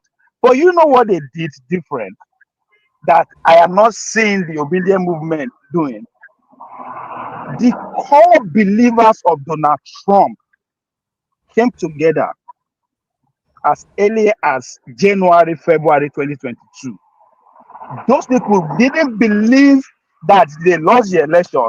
They believed that they were sabotaged both from the political party, from the Republican Party, and from the deep state. Guess what? They began planning. They were not just planning. They built different institutions within the MAGA movement. Turning Point America was the youth wing. Every fucking week, excuse my language, they are in each university campuses, pushing back to the narrative of the woke. They were visible, not be secret. There's no way they can counter them because it was physical. They don't deban them from all the platforms, from Twitter to everywhere. That was before Elon Musk bought Twitter. So they had to do it physically. They were jumping from one campus to another. The legal aspect of the movement from their own, they begin to write policies, begin to convince people. They were working visibly. That's why the project 2025, that is when it began. Half of the people that are working today that you see for TV, they work on ground. So even while Trump was giving the media what they decided, they shoot and won't do everything. Guess what? The movement never take their eye off the real battle. How do we get to the real people? Ovie, let me even help you. Let me even help you. That young man you mentioned was going from campus to campus, not speaking to. He wasn't speaking to Republican voters. He was speaking to people who were even voting against them, trying to win them over. Yes, the woke people. That's why I say the woke people. Charlie Clark, he's a young man. So there was hold on, but let me also help you over here. Even though I'm not here to speak for P2B, but Dr. Mo is a friend of mine, and I know that they are also not sitting in one place. In fact, they are crisscrossing Nigeria together with the leader of the obedience movement. What's his name now? Tanko. Those guys are moving. So we can't. We can't come and put those things on the platform. You don't need to tie him with. I talk say I am not going to doubt them. I don't know what they do. There were 4 people sitting in the room with us. So, but guess what? But from time to time, I'm always tempted to act. That's why I asked Kenneth Okonkwo on this same platform. Months ago, before he joined the ADC, he was still obedient. I asked him the same question. He's a hireling. He's not a son. So forget him. Let's move on. Wait. Before now, one of the Obi. hold on. No, hold on now. I don't want to sound like I'm defending KJ, hold on. I am not disagreeing with what you are. Forced himself into the obedient movement. It's not as if it was it there from the beginning. He wasn't there KJ, now. Now food don't done, come chop. Now food don't done, come chop. Now they come for. KJ, I am not pushing back or disagreeing with that there's a plan going on. I am not saying no. I am just, that's why I said I will wait. After all, the result will come out last, right? That's why I said those that 4 people sitting in the room end up getting the big shock. So I'm not going to doubt whatever you say that is going on. But as I said, from time to time, I look at some of the stakeholders in that movement and try to push them, right? Because the response of Kenneth Okonkwo, as a full obedient, not when you don't change now. He told me, he said, make her no worry. There's a grand plan going on the ground. The thing will just come and hit you for face. All right. That's how he spoke. Can you round up so we'll move to Masca and then of course so before we know in declare, so I just hope that whatever that you guys are putting together, it will work. But until then, right. I hope Sam also that they are listening to you and they are making their plans. Masca, do you want to say anything before we invite this very honorable member of this group called Stay Humble? Okay, there are 3 things I want to. First, I want to go back to the question Ove asked, who is it? Repeat the question. Is it no? You said it's not to not vote for Tinubu. I said, who they go vote for then if not be Tinubu? Somebody has been asking you that question over and over since he asked that question. I'm trying to look for it. Okay, so over here, this is exactly in my mind what is playing out. Okay, people are walking to the answer, and I started before I was up, but the point I'm making. The North may not like Peter Obi on a good day, on an ordinary day. But when you look at it, you ask yourself, what's your objective? Because it's not about voting who you want to vote. It's about how do you want to vote? What I mean by how do you want to vote? It's what's the objective? It's very clear to me, very clear in black and white, that the core northern politicians are not okay with Tinubu. I'm not gonna hold brief for them or hold brief for Tinubu. I'm neither here nor there, honestly. But I am very clear that they look. If you take, let's say Kwankwaso, I'm sure Tinubu has been trying to woo that man. I don't think he is together with the man, and my suspicion is that he's not with the man because he himself is looking at the feelers. Okay, no, respond. Now we are here to educate each other. None of us have. It's the other way around. Kwankwaso is asking for this kind of structure to be given to him, the APC structure to be given to him, and you understand the rap between him and to do what with APC structure in Kano. He has set up a control to be the leader of the APC in Kano State. To be the leader, that's what he wants. No, that is not correct. I'm from Kano. I can tell you that with APC fully on, who are the people in APC in Kano? The man with that APC has set up a governor with a baby party, with a Peking party. He set up a governor. What does he need the structure in APC for Kano to do what with it? No, before he joined APC, you cannot join APC and still be under another leader. That's the point I'm making. Before he joined APC, he needs to be number one. What Masca is saying that he even won Kano with just a party form like they did before. Okay? He wants to be. Hold on. What Masca is trying to point out is that he doesn't need anybody. He already has structure on ground in Kano, strong enough to deliver. Hold on, now you're making it.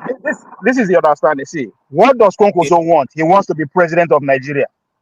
That's what he wants, right? And what I'm saying, listen. Hold on now. Let me break it down for you before I'm not disagreeing. Let me just make you understand what I mean by that, right? Okay. Now, if he cannot be declared as he cannot join APC now, and without whether you like it or not, APC na 50, Kano na 50-50, or is it 49-51? if you want to give him that upper hand. So that is it. So imagine then you join a party as a guy who has the governor, sitting governor, who has the emir, as far as I'm concerned, Sanusi there. Then you can't come under, you are not the leader of that party, of your state. It doesn't make sense. So those people are not ready to work with him. Okay, they are not ready. The other MPs are not ready to work with him in Kano. This thing you are saying, it doesn't add up. I would have used a very harsh word, but I have respect for you. So let me say it doesn't add up. I'm being political when I say it doesn't add up. Because what I'm saying is that you don't even, it's not Concourse that will go and ask for that. It would be an insult to the man to think that he will go and ask for the structure of APC in Kano. To do what with it? That is what he's asking. I can put it to you that is, I am not a politician, I repeat, but I can tell you that knowing what is happening in Kano, it doesn't make sense to go and ask for APC structure. So if they give it, like he's now the one to determine who is the chairman of APC in Kano, so what? What power will you have in the states where half of the membership are not loyal to you? Who is going to respect you? What do I need the respect for? What do I need the respect for? He wants to be president. I don't know where you are. Why did they forget that part? Okay, he wants something. Wait. Let Massa make his point and conclude. My point is that my take is that the North is trying to work to the answer. If the answer is that we don't want this man to come back, and I can tell you that's why I say who now won't vote for. It's a very straight question. We don't vote for Tinubu. Who now won't vote for? Very straight. I will answer that question. I will answer that question. And I will answer it in the next 1 minute. But before I answer that question, that's why I'm putting the groundwork so that we can all understand what the answer means.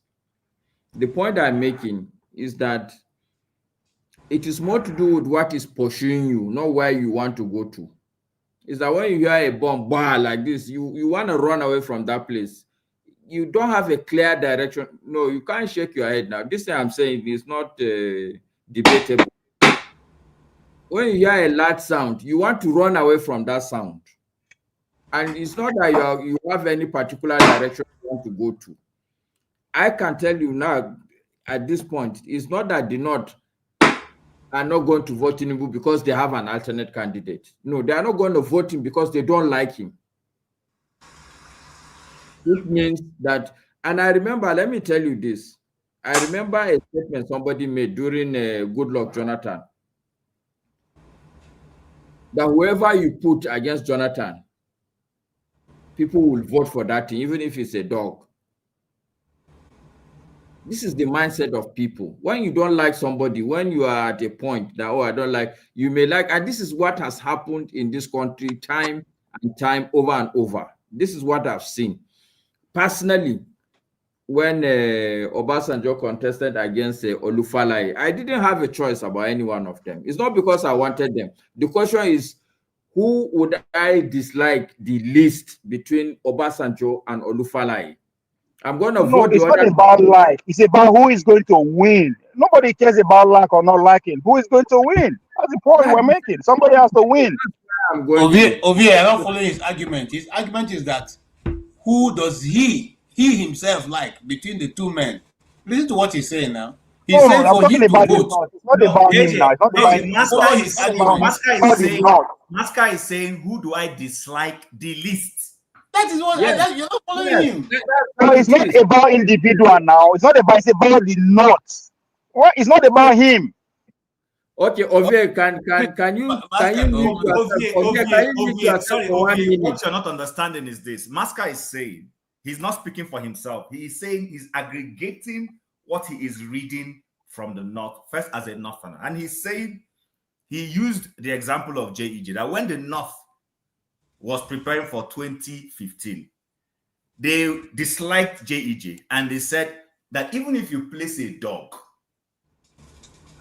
in that saddle to compete with him, the dog will be preferred to them, even though they don't like the dog. That's not what I said, though. Just okay, Okay, that's what Nigerians were saying. Man, so it's not about the north. I hear somebody. That was what Nigerians were saying. Listen, but the same thing now you are using. Cut me correctly. I hear somebody say that if you put a dog against this man, I'll vote the dog. Okay, good. So, but the point now being, Obabolo, the North does not like a Tinubu. On a good day, the North might also not like an Obi. But if you place the two side by side, they might vote for an Obi against this other one because they want this other one out by all costs. And that's how it works. You take this one out first. Use this person to take this one out, and then I can deal with this one later. Master, the foundation of our argument is 2027. You said we should forget. Me, I don't have strength to argue. I have my own. No, wait now. It's not argument. It's not argument. So hold on. We are trying to understand ourselves. It's not argument, right? The foundation is 2027. Me and Chima are leaning towards the fact that 2027 is over. It's going to be an opportunity to lose. And you said no. And your reason is that because the North will not vote for him. I said, fine. Who are they going to vote for? There are people running. All right. Let me go back again. It's not simply. Hold on. Master, you also hold on. I started with the fact that the Southeast, take it or leave it, nobody in the Southeast will vote Tinubu. Yes or no? Because they will vote Obi, yes. Okay, so that one region is out of the contention. I agree. Now we're talking about the North. That major region that now is gearing up to dislike the person. Yes. So in my mind, it is not a foregone conclusion. Okay. Hold on. Okay. When you talk about it, hold on. When you talk about the East, hold on. KJ, please. Just let me make. When you talk about the East, hold on now, KJ. Let's. It's not KJ. It is not argument. You are trying to understand each other now. Hold on, please. By the word of one of our guests here before, let's alleviate the conversation. Hold on. If you come in, he will stop me. Hold on. While you're processing your thought, let me go to no, KJ, it's not a thought. It's KJ, it's not a thought. Hold on. We have time. I did here with you. I say I put time. I did here, no problem. KJ, it is not a point I want to make. Just hold on now. It's about understanding. You see, that's why you're supposed to go to school, Pablo. You're supposed to go to school. So when KJ, they say, KJ, but I said this. We are not arguing. Hold on first. KJ. Hold on. KJ. See, when you talk about the Southeast that they will not vote for Tinubu, we say yes, they will vote for Obi. The North will not vote for Tinubu. Who will they vote for? Don't be political about everything. It's very straight. Calm down now. Let me tell you something. What as I know, if the East will not vote for Tinubu, they will vote for Obi. Who would they not vote for if they not vote for Tinubu? It's simple. Why you can avoid that one? Why will I make a statement that I cannot verify? I have told you severally that, look, as far as I know, even me as an individual, Nigeria keeps presenting us with that choice. It will present you with two leaders. You don't like both of them. Now, the choice is for you to say, who do I dislike the least? It's not about being certain that, oh, this is the person. Okay. I can thank you so much. Gentlemen, let's invite... If you are looking for an answer, a frontal and direct answer, I'm not one to shy away. My opinion is that in the end, if the North knows what it's doing, it should vote a Peter Obi. Are you okay now? No, it's about you are direct about the East. Why can't you be direct about the North? It's very simple. I don't know why you beat around the bush. Let's it's okay now. KJ, sorry, please. Ovie, you are the one that is saying the Southeast will vote Peter Obi. I didn't say they will vote Peter Obi. I said they will not vote for Tinubu. Continue. Let the guest guy continue. I don't understand now. Let's go. Let me even explain to you something you are missing. The point you are missing today. What we can affirmatively say, there's only one man on the ticket. Every other person you see is a speculation. So what are you talking about? So therefore, my logic is a reverse logic. The only person on a ticket today in this country is Tinubu. My brother, this is not spiritual things, oh. It's not spiritual. Okay. Yeah. Okay. So as stay humble. You have been very humble and listening to whatever argument that have been coming forth. Where do you stand in this case? Is it that Let's see how humble you will respond. yes, is it that Tinubu have taken over? And bear in mind that Tinubu actually didn't win most of the states, but they still gave it to him. So do you think the same thing will happen in 2027? Or will the young people come out en masse to defend their votes? Okay. So good evening, everyone. I just want to start from talking a bit about the initial presentation. The guest that came here. Yeah, I think I was really impressed. The last time I was here, I joined. One gentleman who claimed to be a historian was here. He said of controversial things. He was trying to be a Kemi Bednock, and on and on and on. But thankfully, CM was able to challenge him and put it to him that he was quite incorrect with some of his assertions. Yeah, I was really pleased with what CM did, and if CM had offended me in the past, that singular act, will make me forgive him all his transgressions. So, yeah, that's it. The young man today, I was really impressed, that at last we have someone who is aspiring, because the first time I voted in this country, what I discovered that in the council election and police commissioner was that there was no Nigerian on the ballot. Stop. 80% of persons on the ballot were from South Asia, Middle East, what have you. We just few from the white British population. Yeah, I was really not impressed by that. Our people are not participating. They are not really putting themselves forward, despite the fact that they have everything. Really, they have the human resources, they have the finances. They have also the reputation, because we've got a lot of people really doing really well. But they are not putting themselves forward. But thankfully, this young man is blazing the trail. It's at the forefront, advising young people to participate actively in the United States, because whether you believe it or not, we are still not independent. I'm really sorry. What happened in 1960 was that the puppets, just replaced the colonial masters, because we didn't want to see the faces of the colonial masters. Just like my good friend Maska, is saying that the North, don't like Tinubu. The same way we dislike the faces of the colonial masters. And they just said, okay, let's just replace another mask. And they wore the faces of Ahmadu Bello, Nnamdi Azikiwe, Awolowo, and the rest of them, but they're still the same people, So, one of the ways through which we could actually liberate ourselves is to participate actively in whatever countries we find ourselves in, get into the system, get deep into the system, and try to influence things from that, that setting. That would make a lot of sense. Back to your question around Tinubu, I know a lot has been said really, over the past few months, regarding all the politicking in Nigeria. But first, know that there are two groups in Nigeria. Overwhelming majority is the mass of Nigerians who are uniformly affected by the colonization, the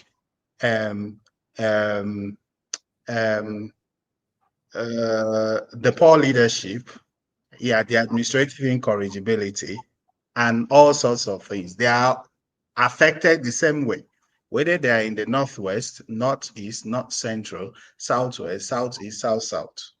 You understand? And they unanimously want a change. You understand? On the other hand, you have the establishment. You know,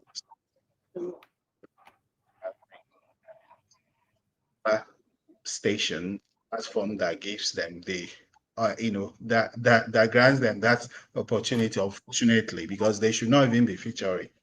They always want to talk about north, south, east, west. So they keep on talking about them. You see all these politicians in their 60s, 70s, some of them governors, some of them past governors, former ministers, this and that, every time they come in, whether they're from the north, from the east, from the west, from the wherever, they keep on talking about, oh, this east, this west, this north, this that's not the problem of Nigerians. You know, Nigerians have identified over the years who they think will solve the problem of Nigeria. And they have unanimously spoken in the past that, look, this is the person. Unfortunately, that did not happen, because of course we know the forces, we know the powers that are behind, these things. They also want to speak again. They have been speaking unanimously across the country. But the people who want to give the impression that it's about so and so zone, so and so region, that's nonsensical. You understand? The only people that are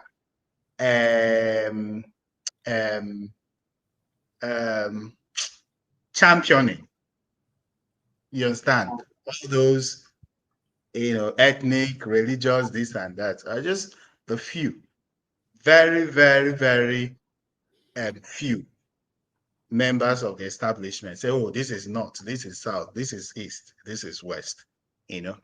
My good friend, the man that supports Governor Monday Obevolo, for the past 2 or 3 years that I've known him here, yeah, even before I joined, I said join him. He had been pretending that he was neutral, that he wasn't supporting, just like his friend, forefathers, that I he's never neutral. pretended though. I He supported wasn't Kunkozo for supporting the presidency. anybody.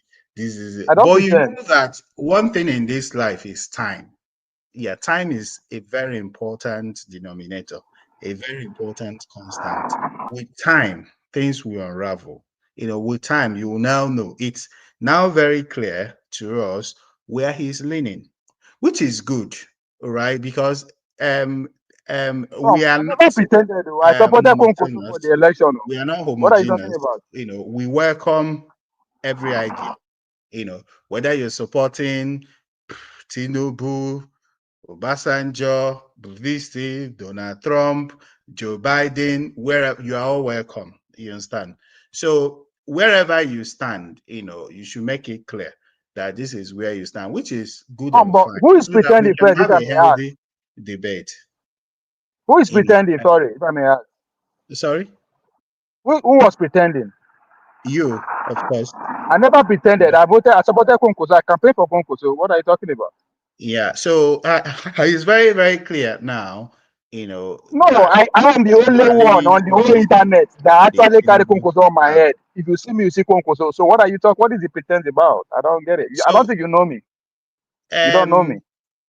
So regarding the 2027 politicking, the politicking towards 2027, leave all this north, south, wherever. If you go to ballot, if you go to election this night, tomorrow morning, and you bring out Obi and whoever, bring out Obi and bring out a multitude of other candidates, Peter Obi will score at least 80%. The other candidates, even if they are 1 million, we just share the other votes if we count the votes.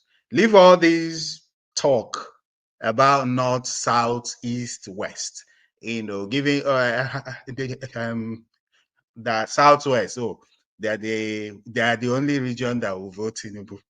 You understand my point? Even in that southwest, you understand, if you bring out Peter Obi and bring a multiple of candidates, he will still win most votes in that southwest. Some people have been deceiving themselves because we know what happens in Nigeria. those votes, the votes of the people don't actually count. They will manufacture the figures that they will use. The last by-election that was held in, I think it was Saturday, you saw what happened. The people will vote, but the politicians will get the figures, just like it happened during Obasanjo's time. Obasanjo, they will get the figures. The people's votes will just formality. But if we actually count people's votes, even the Tinubu will not win the Southwest. But people are giving the impression that the Southwest are backing him, because one reason why I would be really happy for him to go is that since he came to the scene from 1999, he had tried to engender this strife, trying to engender and nurture some kind of strife between the Igbos and the Yorubas. The Igbos and the Yorubas don't have any problem. All right. Yeah. They might have few ethnic beef and all those things, but it's not skin deep. Historically, the Igbos and Yorubas have never gone to war. They intermarry, they do things together. But this guy since 1999 has been trying to engender, to stoke a civil war between the Igbos and the Yorubas. You understand? So even people that are Yoruba people, who their mothers are Igbos or from Akwa Ibom, they are being discriminated against.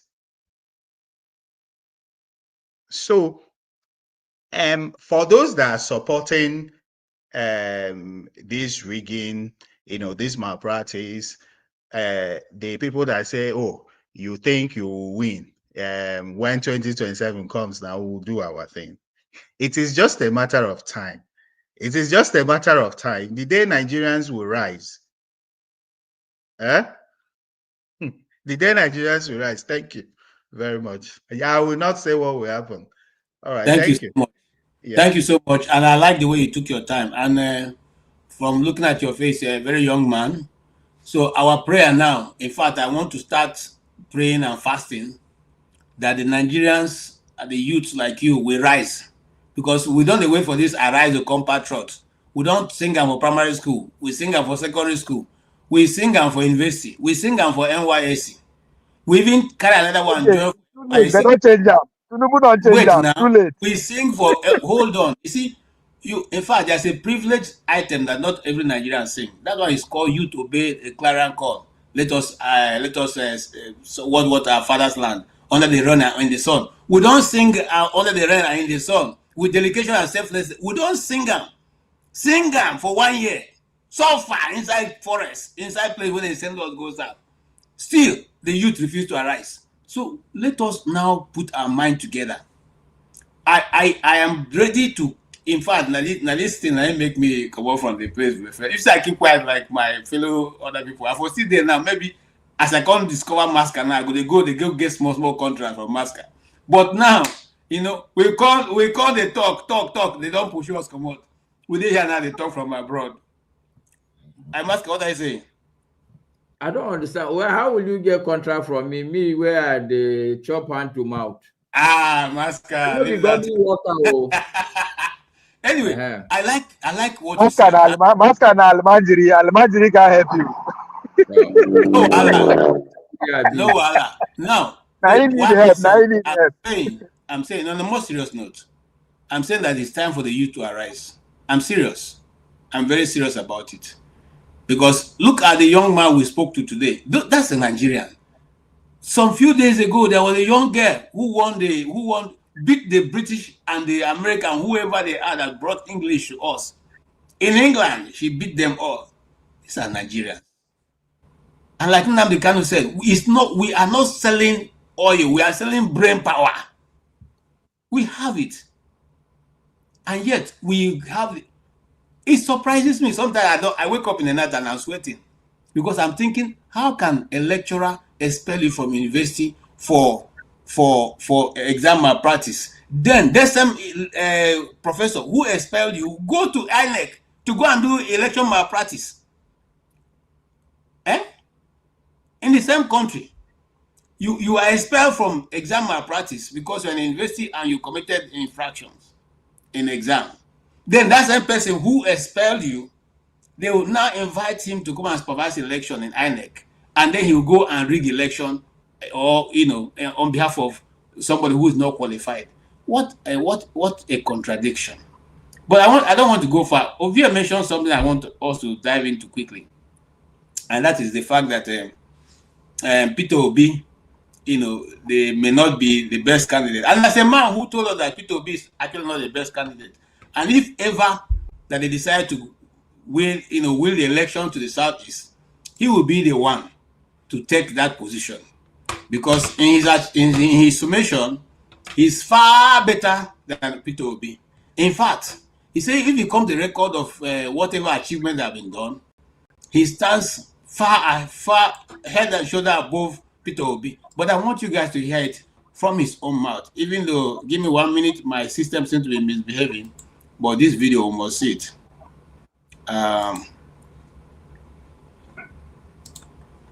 The man said that all this ulabalu we are talking about, when they talk, we'll say Peter Obi, Peter Obi, Peter Obi. Peter Obi is nothing close to him.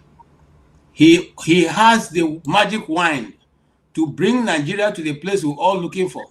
And we are calling Peter Obi. Who is Peter Obi? Who is Peter Obi? That's what they asked us. So, whenever the presidency is zoned to the Southeast, he will be the one who will call upon. All right, this is my sister. Sorry. Sisters. Thank you for sticking around. A beautiful, happy Sunday to each. All right, let's go forward. Sister, no vessel. In fact, it's better. David Umahi. At today, 2025. In fact, it's better. David.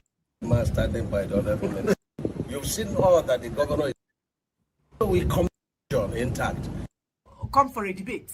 Let him debate with Peter Obi. He did 8 years as a governor. Peter Obi did 8 years as a governor. Let us balance and check. I want you to listen to him. Then we'll come back and present his failure before his face. He will be shocked and flabbergasted that he's worse than an idiot. All the governors of Southeast are supporting, the President Bola Tinubu's second term. I saw a man that was running his mouth, and the man was saying the only place that you have, 100% support. The man has his region intact. Is in the Southeast, and he was talking of my brother Peter Obi. If when the presidency will come to Southeast, I should be at the forefront because of my performance. And I've asked for debate. Anybody that feels otherwise, I created something out of this Ebonyi state. God used me to do it, and so we compare, governor to governor time, and compare what we have done for Southeast. I beat my chest and said, listen, God has used me, President Bola has used me to better the laws of Southeast. You can tell me when else we had it this good. And so boldly we are saying that Southeast, we support President, supporting President for 2027. And there's no governor in Southeast that is not supporting the President. And governors are in charge of their states. You see Anambra, you see Enugu, you see Ebonyi. You've seen all that the governor is doing. You see Abia, my cousin, you see Imo, our leader. So we are very confident that we write our history. And as you're here, my advice for our people, the Igbos, is to re-engage. We can't get to presidency by sentiment. We have to re-engage, we have to support other regions, and at the time of God, nobody will stop it. It will come to us. And who knows, whether that time it will be the man standing by the other woman. Oh, okay. When they talk about the waist dance, even old men will come with a walking stick to come dance. And like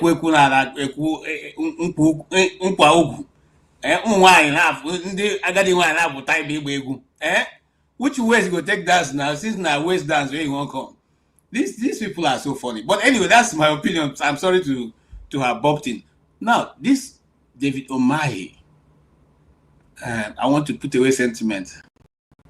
This David Umahi have said that if the presidency is to come to the Southeast, his track record will tell the story different from what Nigerians have heard. I stay humble. I want to stay with you. Start this discussion. What is the track record of David Omai that you know that will endear the Southeast to vote for him, or even agree itself to have him as a presidential, a front runner? Okay. Yeah. So under normal circumstances, yeah, I wouldn't want to dignify the David Umahi speech with a response, really, considering his antecedents. Yeah, but for the sake of people listening, because I know that there are, hundreds, potentially thousands of people who are watching and listening, or who might also watch this broadcast at some point. So David Umahi was governor of Ebonyi State for 8 years, and Peter Obi was governor of Anambra State for 8 years. And yeah, we all would at some point try to boast about our achievements. Yeah, because if you don't like talk about your achievements, really, some people might not know what you've achieved. But the reason why Nigerians are following Peter Obi and not David Umahi is that beyond the achievements, really, which I will still talk about, beyond the achievements, they are looking at somebody that will lead Nigeria. And then they are looking at some other things, even beyond, what you did. They are also looking at your character. They are looking at your utterances. They are looking at how you behave. Can you just open your life like this, and then they will see everything, all your secrets. Yeah, your maybe concubines, girlfriends, all those kind of things. So these are the things as well that people are looking at. They are looking at the integrity. They are looking at the character. They are looking at your comportment. They are looking at how you talk, how you relate with people. Do you also forgive people who have offended you? You understand? So these are some of the ingredients that you need, to be a good leader. And these are some of the things that the qualities you will have to command that amount of followership. Because he wants to be a P2B. Even Ike Ekweremadu wanted to be a P2B. When P2B was selected to be the vice presidential candidate of the PDP for the 2019 presidential election, most of the Southeast leaders, in quotes, they call themselves, went berserk. And which is one problem, if I use the word problem, one quality of the Igbos is that they are a bit too competitive. There are some times that you need to come work as a team. So sometimes we find it difficult to do that. Maybe as a result of, some of the psychological, mental trauma from the Civil War, we still find it difficult because the fallout of the Civil War meant that people had to really, fend for themselves. All man, to his own. You really needed to work hard to survive individually. So that individualism is still there. That's over competitiveness. So even when it is not called for, they say, "Oh, this person is I'm the best. I'm the best. I'm the best." You saw how Ike Ekweremadu, how Dave Umahi and the other people challenged the selection of P2B. Then they refused to work together. You understand? The same thing is playing out. They might say, "Oh, if there is somebody from Igbo land that should be this, it should be me." Chukwuma Soludo say, "Oh, if there is somebody from Igbo land that should be the leader, it should be me." You understand? They have refused to come together to galvanize efforts and work as a team. In fact, if they do, they will even achieve better results. You understand? So I think that's one problem that we are still grappling with. So when you come to achievements, what we call achievement in Nigeria, unfortunately, is when a governor signs contract for the construction of so and so road, so and so flyover, so and so bridge, the so-called infrastructure, that every governor has claimed that they were doing. And Nigeria still remains one of the least, one of the worst countries, even in Africa, in terms of infrastructural deficit. Some of the things we call luxury in Nigeria are, very, very commonplace in some other countries like Benin, Togo, Tanzania, and the rest of them. I'm not talking about Namibia, you understand, or Seychelles or Cape Verde. No, I'm just talking about Benin, Togo, Tanzania, Uganda, and the rest of them. The things we call luxury, electricity, good roads, schools, water supply, they are just normal things over there. You understand? So those things that will really improve the lives of people, those governors will not do all those things, the so-called leaders. So they will sign contract, because if you award a road contract of, let's say, 5 billion naira or 2 billion, you understand my point? But if you want to develop healthcare, you to probably improve 50 health centers, for example, small money, you are not going to get anything from buying syringes, from buying this and that, from equipping this, from employing people, paying salaries. So they wouldn't do those things. Healthcare, zero. Education, zero. And some other things that will improve the lives of people, zero. You understand? So they will just focus on all those projects, all those flyover, all those in the capital, where they will get a lot of kickbacks. So that's their achievement. I agree with you, because when you award a contract of 15 trillion naira, it will definitely have a lot of kickbacks that nobody can trace where it's coming from. Mr. Chim, are you with us? Yes. I didn't know that David Umar is the best thing that have come to the South is after the invention of sliced bread. Have you been able to know that yourself? Have you known that he one of the best candidates people want to present? Okay, so I was a bit distracted, but I didn't fully follow that video. Okay, he simply said that if he comes to presidency, Obi is a no match, and that the whole of the Southeastern governors are in support of President Tinubu, all of them, led by what's the other one, Uzodinjo, that they are all in support of Tinubu, and come 2027.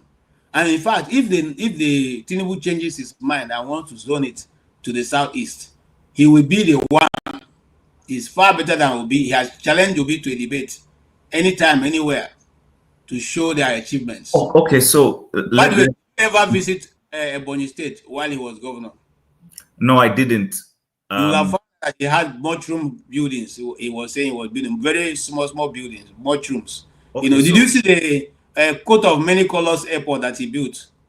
All right, so okay, let me. Anyway, sorry. Okay, let me leave you to go ahead.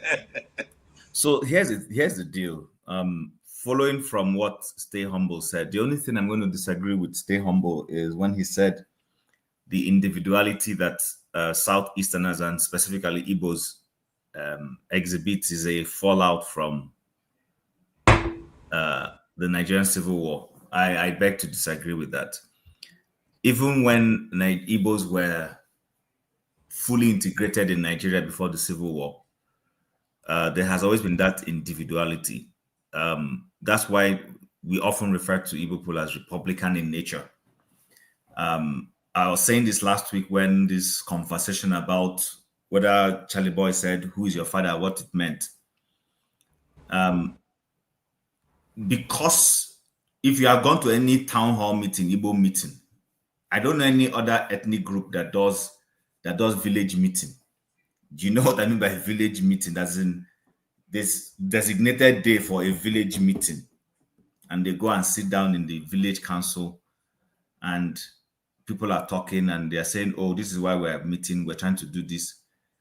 I don't know. I stand to be corrected, but we do it, and we carry that from our community even into the diasporas where we live. When I mean diasporas, I'm not saying diaspora abroad. I'm saying the diaspora of living in Kanu, living in Lagos, living in anywhere. You will see things like Uzuakoli people meeting on the first Sunday of every month. And they might use a public center or whatever. And people come there to express themselves. Nobody is respecting any age. I belong to my village WhatsApp group, which is the closest now because I don't have any village community here in Calgary to attend. So I belong to and I see how people literally put their mouth into elderly people's mouth when they are talking. You're not feeding the person. That's that concept of you're not feeding me. I am entitled to express. I own this community as much as you are. So I don't think that individuality, it is a problem. It is a problem. See, everything that has a plausible side always has a negative side. And I agree with you to that degree that because of this individuality that everybody strives to accomplish, nobody is dobalaying for anybody anywhere. Nobody is saying lesser to anybody anywhere. If somebody says good morning to you, he means it. It is not because you are older than him. He just greeted you good morning. And if you start talking bobo yaya to him, he will give it back to you and walk away.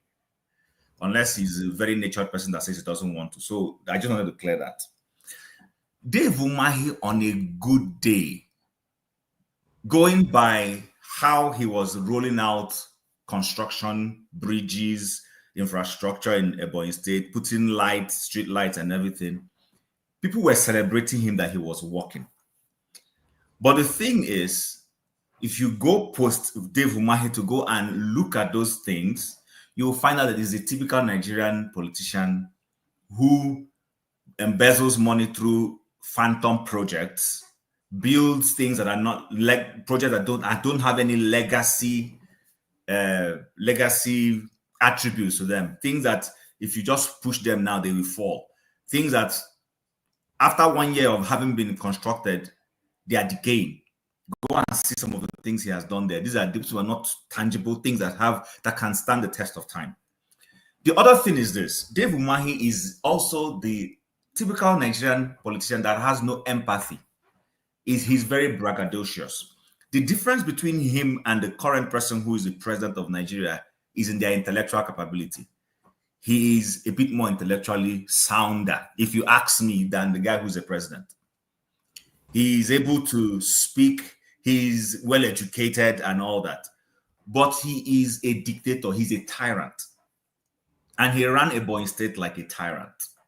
And if you are paying attention and being objective, a lot of the politicians who precipitate towards APC and specifically to Tinubu all have similar tendencies. They are very intolerant human beings, even to certain party level chairman at state levels. I know what I am talking about. These are very intolerant people, people who believe they should be worshipped, people who believe, who are you to talk to me? We all remember when Dave Umahi was being asked about the road construction in Lagos, that Calabar Seaway, and then all those. You saw his attitude towards a certain lady from Arise.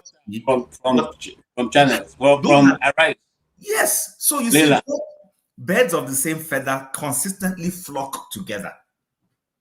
These are tyrants. These are people who believe in it has to be them. No, who are you? And they don't like when they see anybody, politician, who has the tendency of wanting to relate with the people. They hate you because you're spoiling their market. That's not the kind of political business they want to run. Why are you coming to come and dabaru the thing the way we want it to be done? They hate you. And that's the thing P2B has against him. Including Solo, those are dictators. These are people who claim to be Democrats, but literally their behavior does not in any way show anything democratic. That is a Dave Umahi for you. So I am not surprised at his words. I don't elevate such conversations for any reason. I don't give it oxygen. I'll kill it. Like I have said, if the Nigerian politicians are sincere, if the ruling party is sincere, if the president himself is sincere, let him come out openly, tell APC, tell Nigerians, no rigging. I want to test my popularity and see if Nigerians genuinely love me. Say no, tell police, if you see, in fact, call his boys and say, don't drive anybody away. Let me I just want to see whether I am loved or hated. If he can test that, if he can try that, even if he loses, I will put his photograph in the back of my house somewhere. Because I can bet you if he tries it, he will not, he will be shocked what will happen to him. Even Bodilon, he will vote that in Bodilon. These guys know the truth. They know the truth. It's not like they don't know. It's just that we live in a society where the systems and structures for accountability and for things are gone. What are we talking about? We're talking about 2027 when airport incidences, 3 airport incidences, three different outcomes. Did you not see the outcome? Do we not know that the forgiveness that has been given to the lady is as a result of they wanted to extend the forgiveness to some other person so that there will be no questions asked? Because people said, so what are we talking about? This guy should know that on a good day, if you let Nigerians decide where their heart is, some of these people will be dead and gone, buried. They are only existing because they have snatched, they have taken over the states. What we call state capture has happened, and that's why they still are able to come out and talk. But thank you so much. Give us equity, and then they will see what will happen. Thank you so much. Yeah, Maska. Well, thank you, KJ, for the opportunity. But when you're playing it, I was telling you that, well, you shouldn't be playing political clips. They should pay you if you play that clip. But I haven't said that. Unfortunately, I can't comment. Honestly, I don't know who the man is. So there's nothing I can. All right, he used to be a governor in the eastern state, a state called Ebonyi State. But we who are from the east didn't think he did a good job, even though he's beating his chest up and down. Because you cannot go to a rural area and go and be building flyovers when the people don't have vehicles. Who's going to be flying over it? Okay, you cannot go to the rural area and go and put street lights along the third road when the people don't have street lights in their houses. KJ, that you're even going far. He built an airport that has not received a single flight after the initial distance. And then even built a cargo airport joint, and nobody is importing anything or nothing is dropping there. And then the person comes and is beating his chest. Anyway, since you don't have anything, Pablo is David Omar is a very close friend of Pablo. So Pablo will have the Mr. Pablo, what do you say about this David Omar claim that he can beat Peter Obi? Like Idi Amin said, I will fight the British with one hand behind my back. So are you sure that he can be able to fight Peter Obi in this case? Yes, why not? Why not? One of my coach from Ibadan, Coach Akiade, will always say that a game of finance is a game of anybody, right? but I think I will agree with Kulata on this one. That is, the man is looking, he's not speaking for today, he's speaking for tomorrow. Right? He's looking at 2035, 2039, where he will be in his 70s, if I'm not mistaken. So, and again, people like him, when I mean people like him, based on the geographical location he's coming from the southeast, can easily become the president without the southeast. As far as Nigeria constitution is as it stands and the way the political party is still in align, anybody can become president easily without the southeast votes. So speaking from that perspective, yes, right. He's in government as an executive governor, not the Minister of Transportation. In other words, he can be trusted with some secret. So he's a member of a NEC committee. So that's why I said, yes, he has everything that it takes to compete. Now, winning, that's a different ballgame entirely. That's boil them again down to two things: money and numbers. So who raise money? If you want to raise money fast, is in a better position to mobilize support. So it's not just an ordinary person who is just a person like me come out and talk like, yes, what the heck is he talking about? Right? People like sure what they waiting to get. No, he knows what he's talking about. But I think most importantly, he's speaking ahead of the game. But in two ways, because there's the support for the 2027 in terms of his boss. Because when he come out, does all the governor in the Southeast don't support Tinubu. Hey, who knows? I will All not be right. surprised because all Tinubu want is 25% of We, every state we will anyway. So round up with the next video and commentary. I'm just going to use this Don Azar video on this, and it is the case of the Canadian court that said that APC and PDP are all terrorist organizations. I'm sure that all of us have seen that judgment. But the surprising thing, or the very funny thing, that APC spokesperson are giving them, sorry, the Minister of Information are giving them, said that they should revert that. So we don't understand. Is he giving that order to Canadian court to change their mind or to revert the judgment? What is he really saying?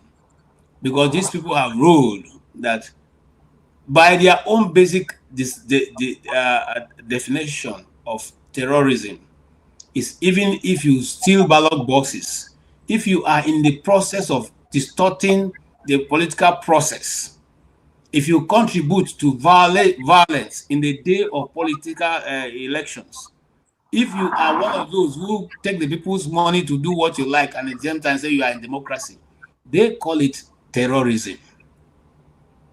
Now, anyway, gentlemen, let me go and sleep. It was nice talking to you guys. All right. Have a good night. Good yes.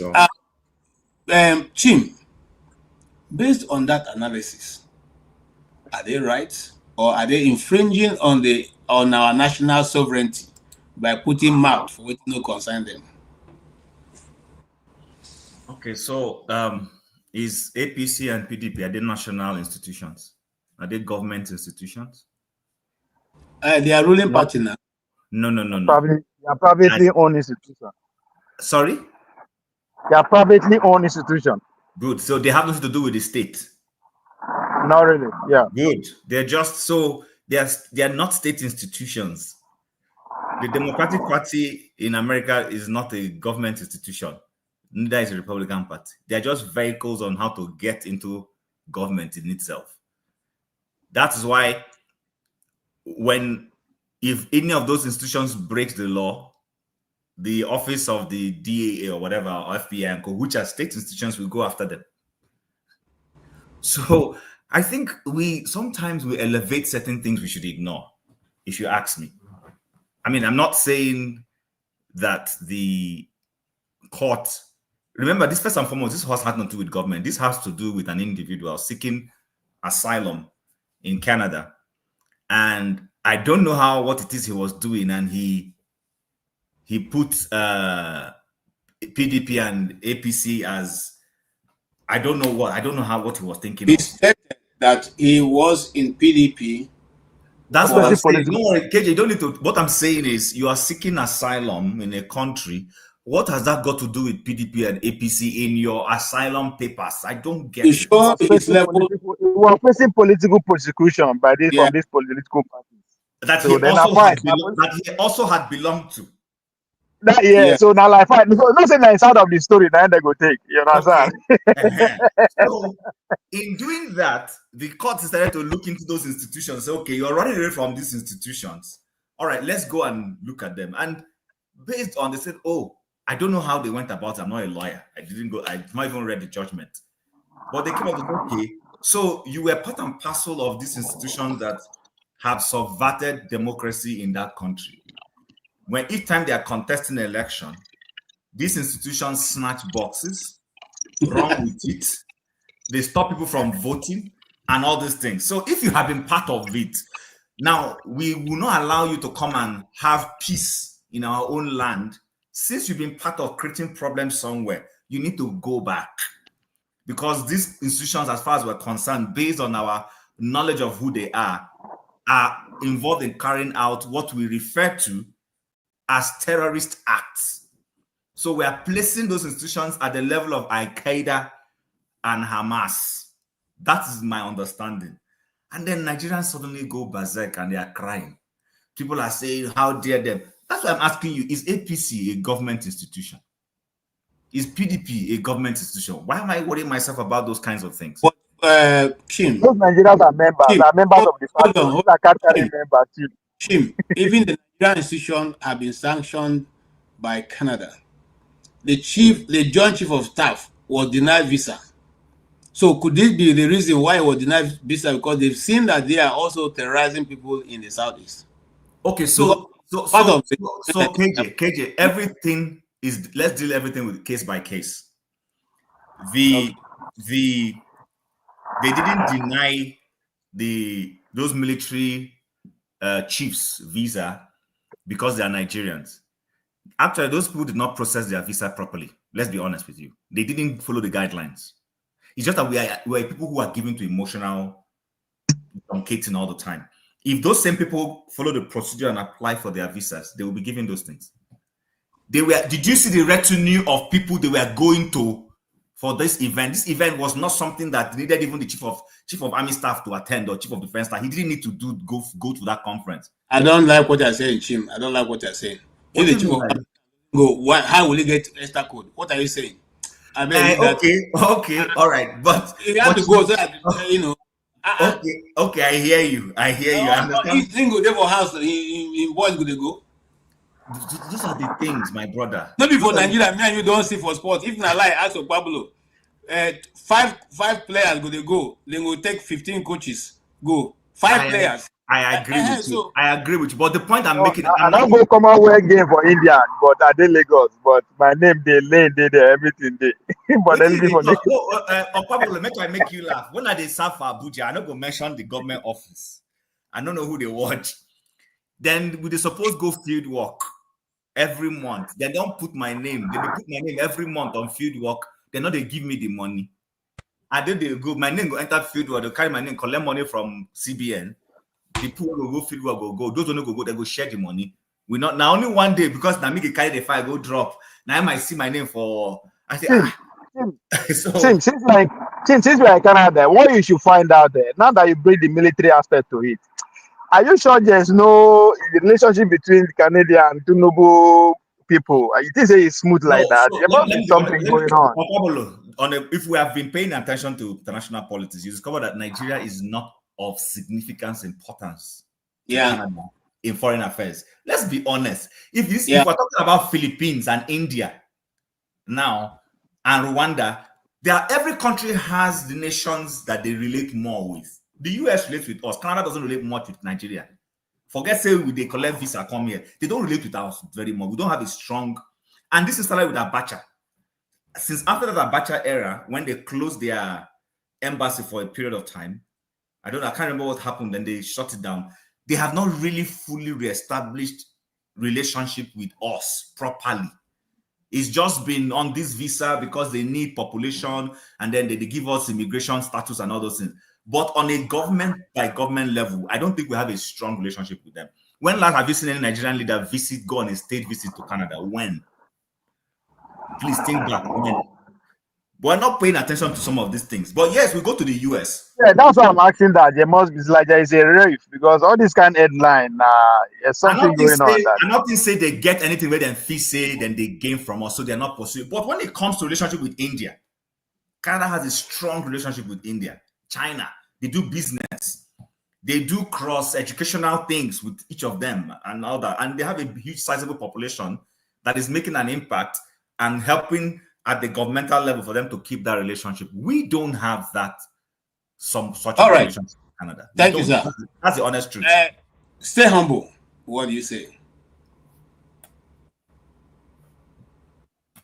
Yeah. So I even wanted to ask you, Oga KJ, you were a journalist in Nigeria. How do these, let's say, politicians who appear on Arise or channels, get to, grant those interviews? Do they ask to be interviewed, or do they pay? Okay, I will speak to AIT that I work closely with. One of the producers, I won't call his name, at something of Nation. What's the name now? Something Nation. It's always end at 10 o'clock. Face the Nation, right? That Benga Aroluba's program. For you to appear on that that one at that time you pay. If you request that you want to appear, you pay $500,000 naira. But if they call you, they will do it free of charge. But if you are the one who say, okay, I want to appear in this program at that time, but I think now it's more, you pay 500,000, okay, to appear and discuss. So if you have an issue you want to discuss, they can square you up, and then when you get there, you pay. But if they are calling you, inviting you to come and talk about something, it will be free. And then of course you're not going to ask you what the areas you want. They will just ask you what they want to ask you, and that's it. You're not going to begin to talk about other things. But if you want to go and talk about other things that does not relate to their news or what the program they're dealing with, then of course you pay. Okay. Yeah, because we are all fed up now with what we hear, we watch, on our rise on channels. It's all garbage. These guys go there, they spew all sorts of things.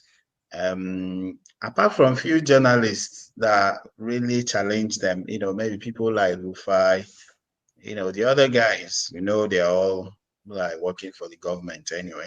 They will just be sitting there. So when these whole PDP, APC being terrorist organizations and stuff, came out, then the government sent the attack dogs, as usual, to go to the media to debunk all those things and say that Canada, that they don't have any right to, interfere. So one of them said that the PDP, that the APC is a party, a political party that has 30 million members, and the PDP has nearly that figure. So let's assume that APC has 30 million and PDP has almost that figure. So they are saying that 60 million Nigerians belong to either. And from statistics, because if we go by statistics now, if we believe we have 200 million people, which I don't believe in, we don't have up to that number. But if we believe we have 200 from the so-called doctors' statistics, and even from those statistics, I think about 50% of the population, or even more, is less than 18 years. So if you have if you are less than 18, of course, you should not belong to a party. You should not be a card-carrying member. Then, so we are now saying that another 100 million who are more than 18, that 60 million out of them, 60% of them, so maybe more than one out of every two Nigerians belong to a political party. Go to this and ask people whether they belong to parties. Most of the people say they don't belong to any party. They are not card-carrying members of any party. So you see that some of those things even aggravate their issue, would even make them appear very dishonest, and those countries will not even take them seriously.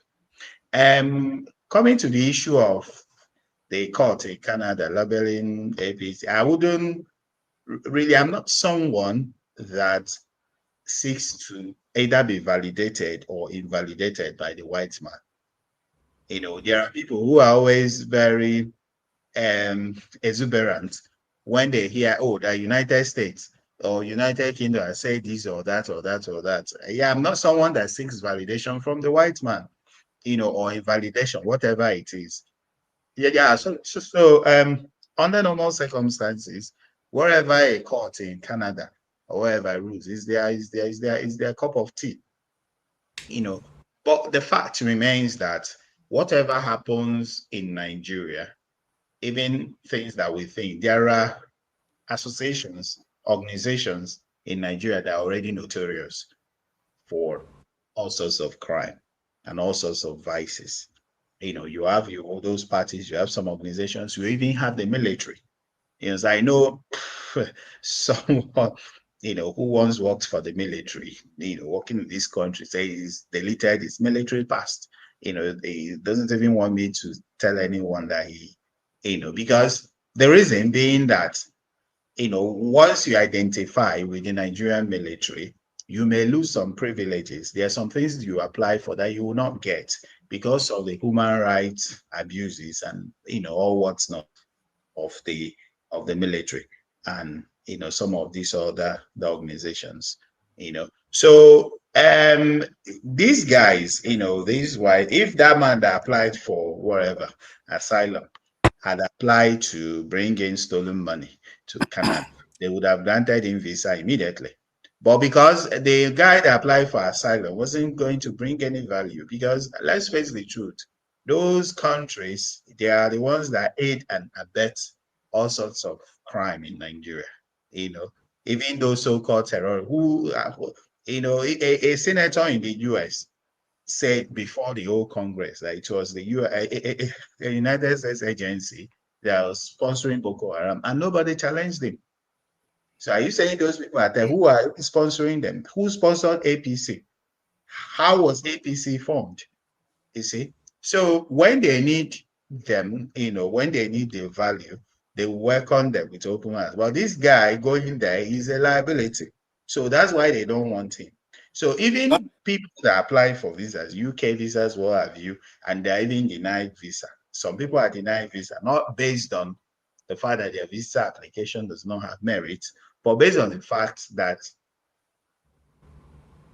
the restrictions on the number they should take. So if you are unlucky, you might not get it, not because, but because they no longer want you. For example, when they were taking care workers, recruiting care workers, every Tom, Dick, and Harry was welcome. Now they don't need. The same thing applies to students going for masters. Now they don't need. So those are the things we are used as. When they need us, they take off. When they don't need us, they just kick us out. You understand? And that's why, again, like I keep on saying, we should start thinking, we should start thinking, we should stop. Whatever you discuss with many Nigerians, and that's still the problem of many Nigerians, they still see things with the lens of, is Tinubu there, is Atiku there, is Obasanjo there. They don't see some of the people behind the scene and all those things. Since they are not seeing those things and they are not tackling those, the problems will continue. I agree with you. Yeah, I agree with you totally. And unfortunately, it will take us a bit more longer for us to have leaders who can stand the West and stand their ground. Okay, there's something in America here they call stand your ground. In other words, if you tackle me, I stand and then they move. So you stand your ground. It's a law here in America. You can stand your ground. And that's why citizens in America, you can't mess with them because they will stand, and it's part of their statutory rights to stand their ground.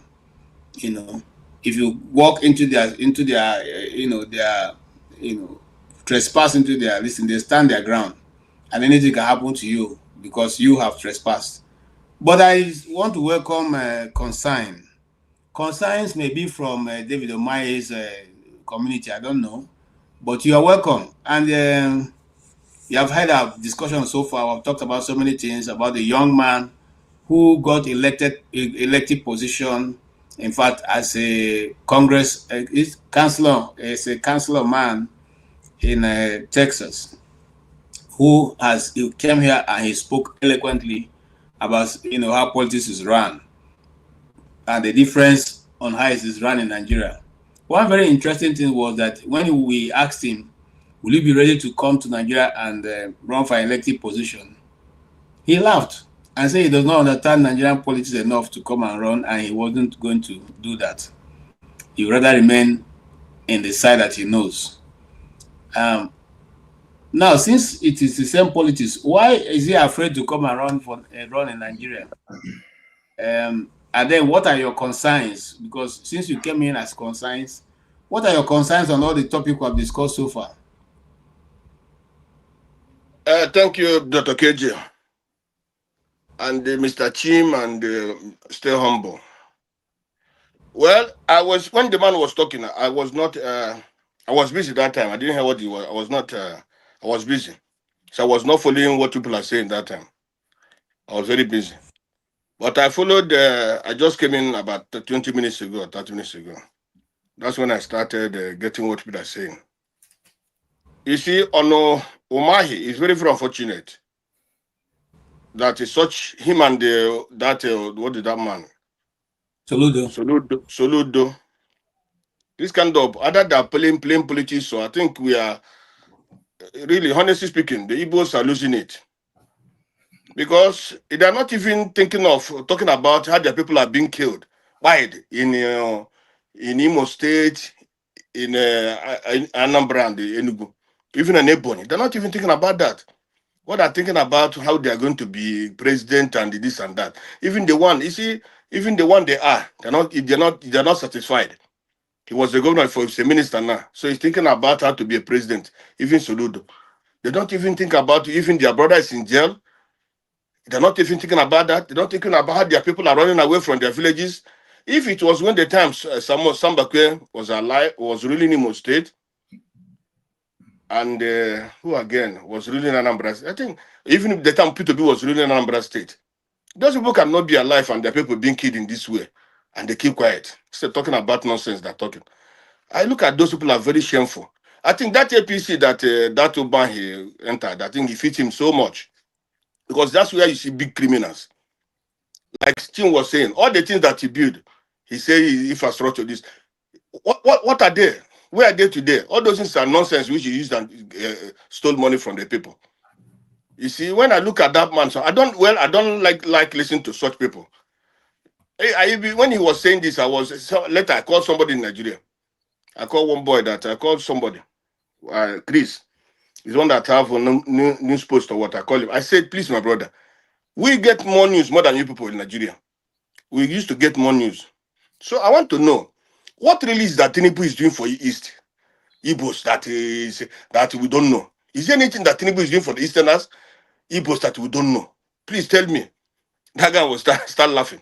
So this is people who are so stupid and so they're stupid coming to talk nonsense about all these kind of things.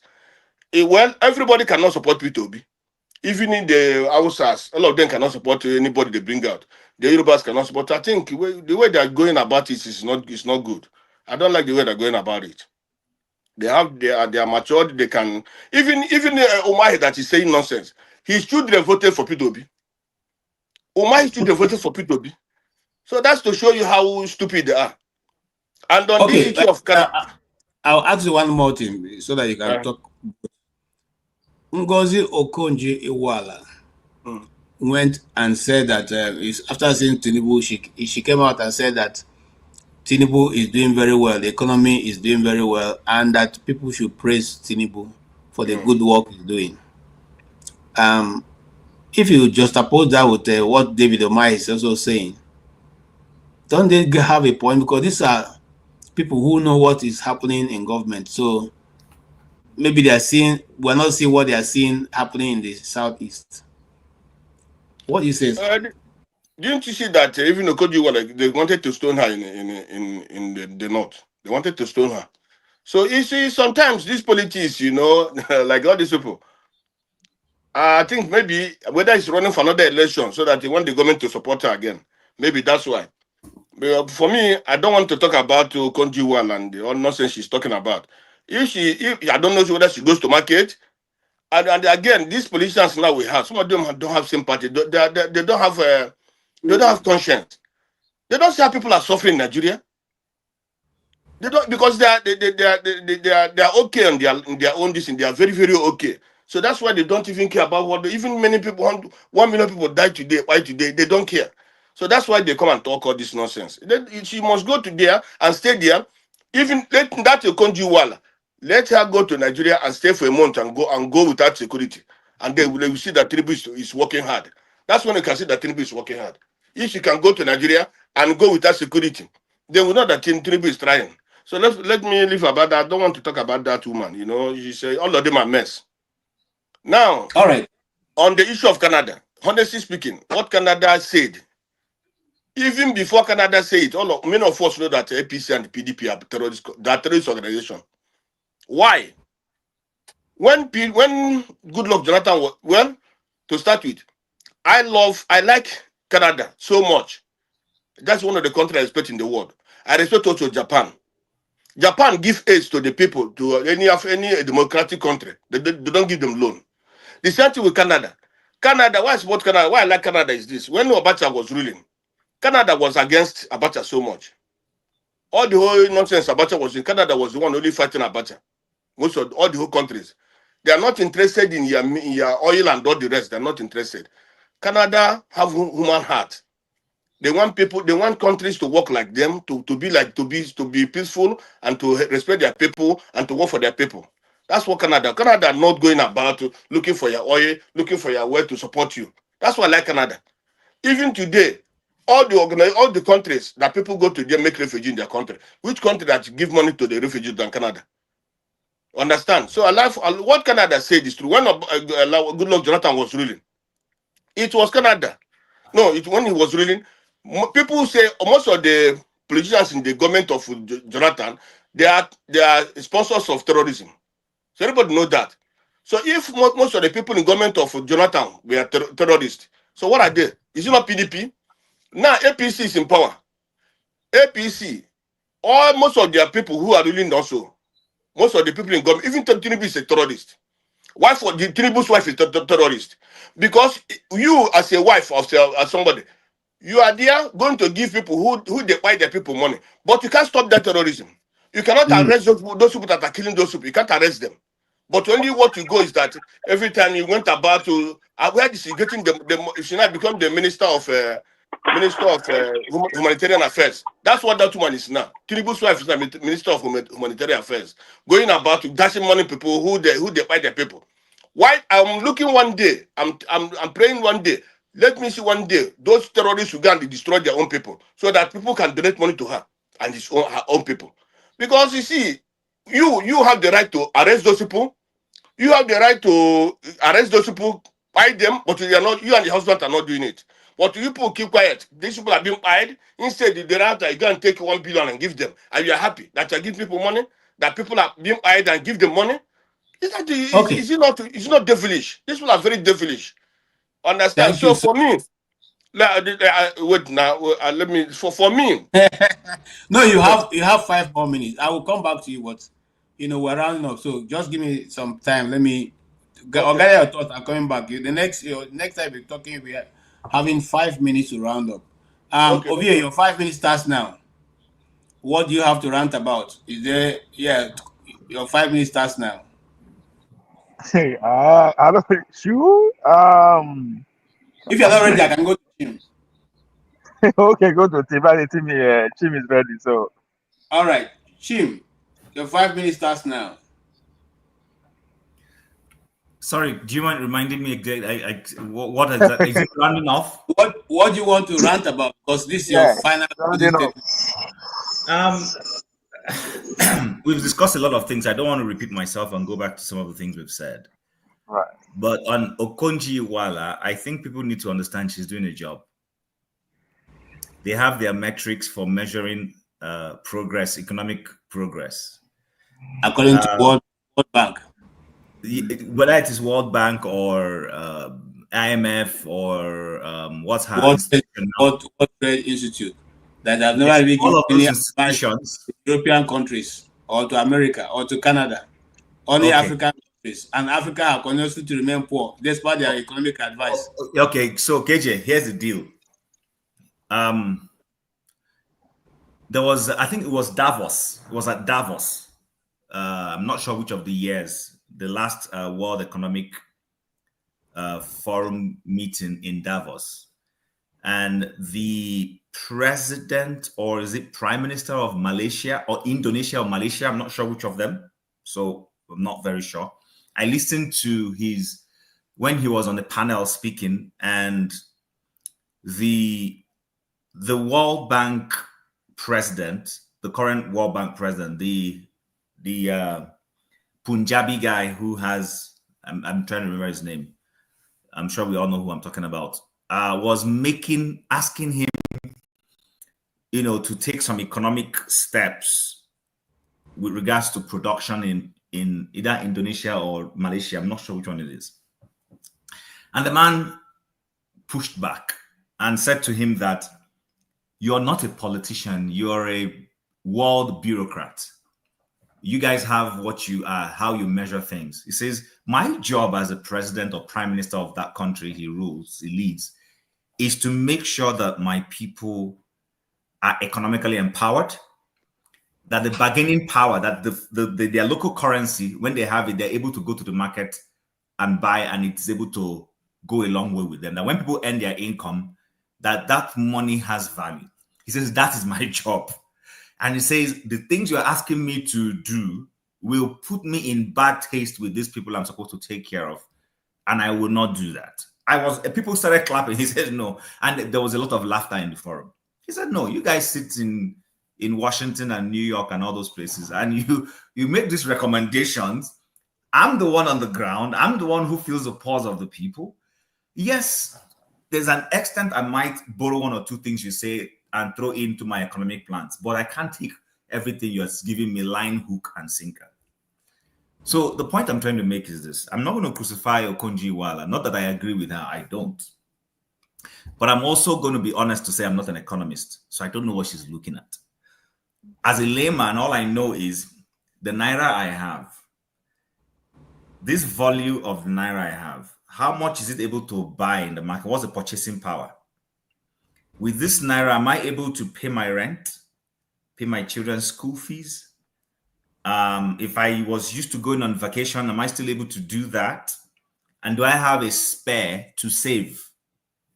If the answer is no, then there's a problem. The issue is that we have a current government in Nigeria who is doing everything possible to remain legitimate.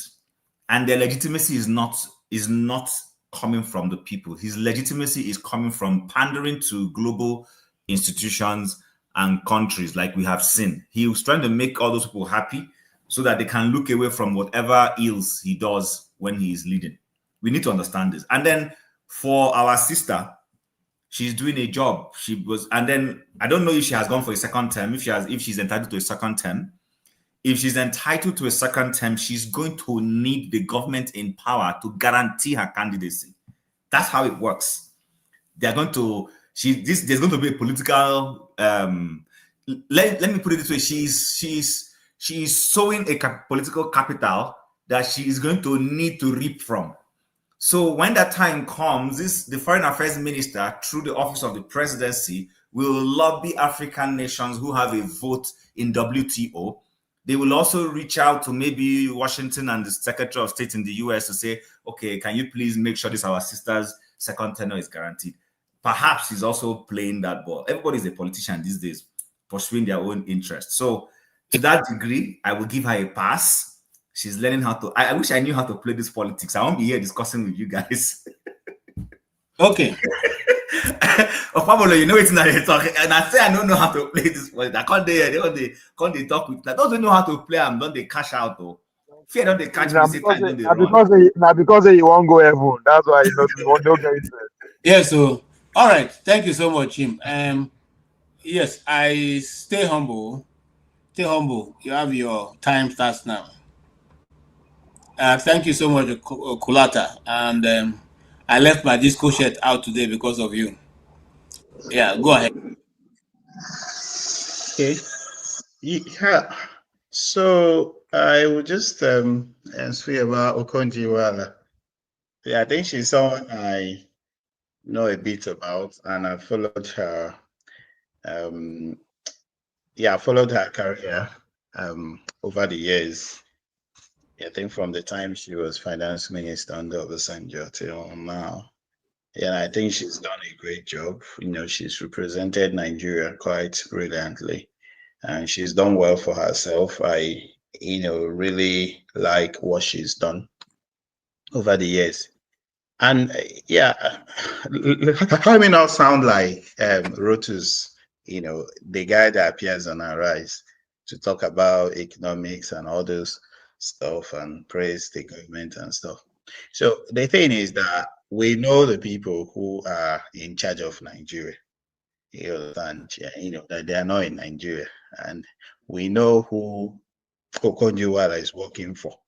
She's working for the World Trade Organization, whatever you call them, whether World Bank or IMF or WTO, what have you, they're all serving the same master. And you don't expect them to go against the their rules and everything. So we don't know the reason why she came to meet, why she met Tinubu. We might not know. It may or may not be related to her career, whether political or whatever.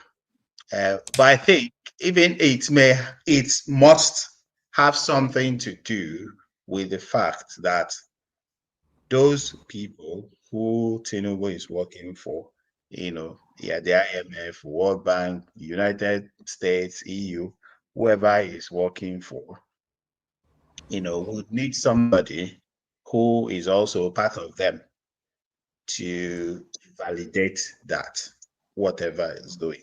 Yeah, so it's a game. No, now the normal game they play in Nigerian politics, try to gaslight people, throw people there in the media and buy up pastors, clergymen, the journalists, what have you, business people. So it's the same game. They learned all those things from their masters, the colonial people. So that's the same game they are playing. You are Nigerian, go there, gaslight Nigerians. You understand my point? And then, validate, because she has high position. She's highly regarded, she's esteemed. So that, when she says this, it will be like some kind of validation on the ruinous government of Tinubu. That kind of thing. So she has no option. She's working for them. She has no option than to do that. It's part of her. It's like someone working for Tinubu as minister, and then you need to deliver your constituency during the election. That's why you are made minister in the first place. It's not about you improving power supply or education or whatever. All those things, they don't care. Even World Bank, WTO, IMF, they don't care. They don't care whether Nigerians have lights. They don't care whether education, So I agree. what they just care about is to ruin the country and loot the resources. Yeah. So whoever they will use to achieve that, whether Okonji Iweala or whoever is working for them, they don't care, because yeah. Thank you so much. I really appreciate your contribution. And concerns. What's your concerns? Your final take?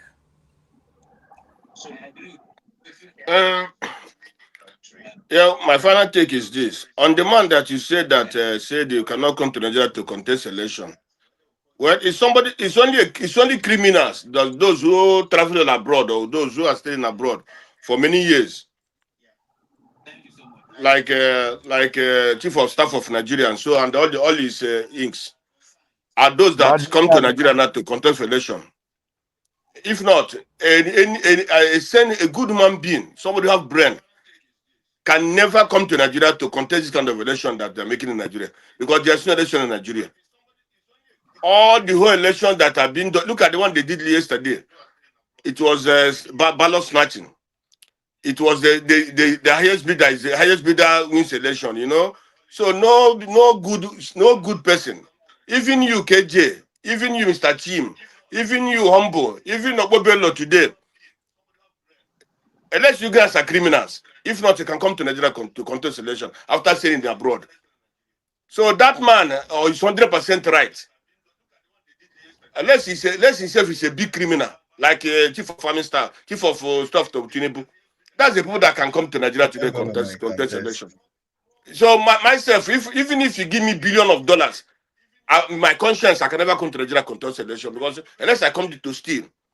Because there's no election being done in Nigeria. Nothing is that. Not that country is, I don't know. It's not a country for me.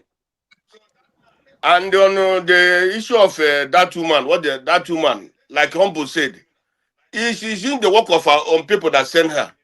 But I want people to have conscience whenever they do saying all these things, because the future will judge them. The posterity will judge them. All these things they come to do and all the rest. And again, for me, I don't think that somebody like Shoyinka now or Obi or anybody can come and tell me something. Before you tell me something, I have to look very well. If I look very well, that thing you're saying is true. Then somebody can, like even Biden cannot come now and tell me Nigeria is getting good. Well, I see on the ground that people are suffering. that nothing is happening, that people are suffering. When you go and make people that they are suffering, people cannot even buy fish now. Many people cannot be able to afford fish now. So you come and tell me that the economy is getting better, this is getting better. I mean, I don't look at the people.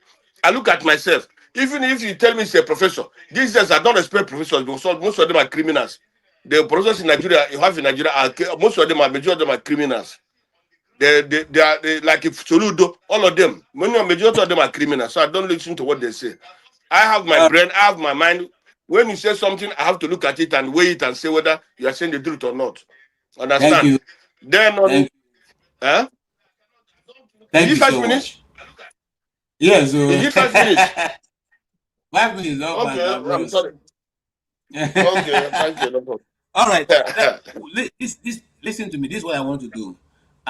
I want to put up a broadcast on Wednesday. I will see how that goes. If I get someone to do the graphics, but I'll be talking specifically on Nigeria and Nigerian issues, and that will, if you have a chance, please join. We'll post the posters early so that people can join to let's discuss, because we need to interrogate this a lot. And I will try. I have some of those people who are in obedient movement who are friends of mine. If any of them can come in to discuss on these issues, and then we go a little bit further, or as some people say, we'll go a little bit in towards it. Ogbabilo, give me your last 5 minutes, and then we'll call it a day. Okay, since Akojewela, Okojewela is not a patriot as a Nigerian. She's not a Nigerian, by the way, an American. She got that job as an American. Because if she's not, like, she became American 2019. Matter of fact, Trump administration won't block her. Now, until when Biden won the election in 2020, they come bring and come back after she has accepted to become an American citizen. First way come America over almost 40, 50 years ago, finish for Howard University. So she's not working for, just like what humble sorry, I know they see anyway, but my brother here said about the foreign interest that we are not visible. Now then be that they are with us. Now British, during the British colonial time, and then they come put gum on our head.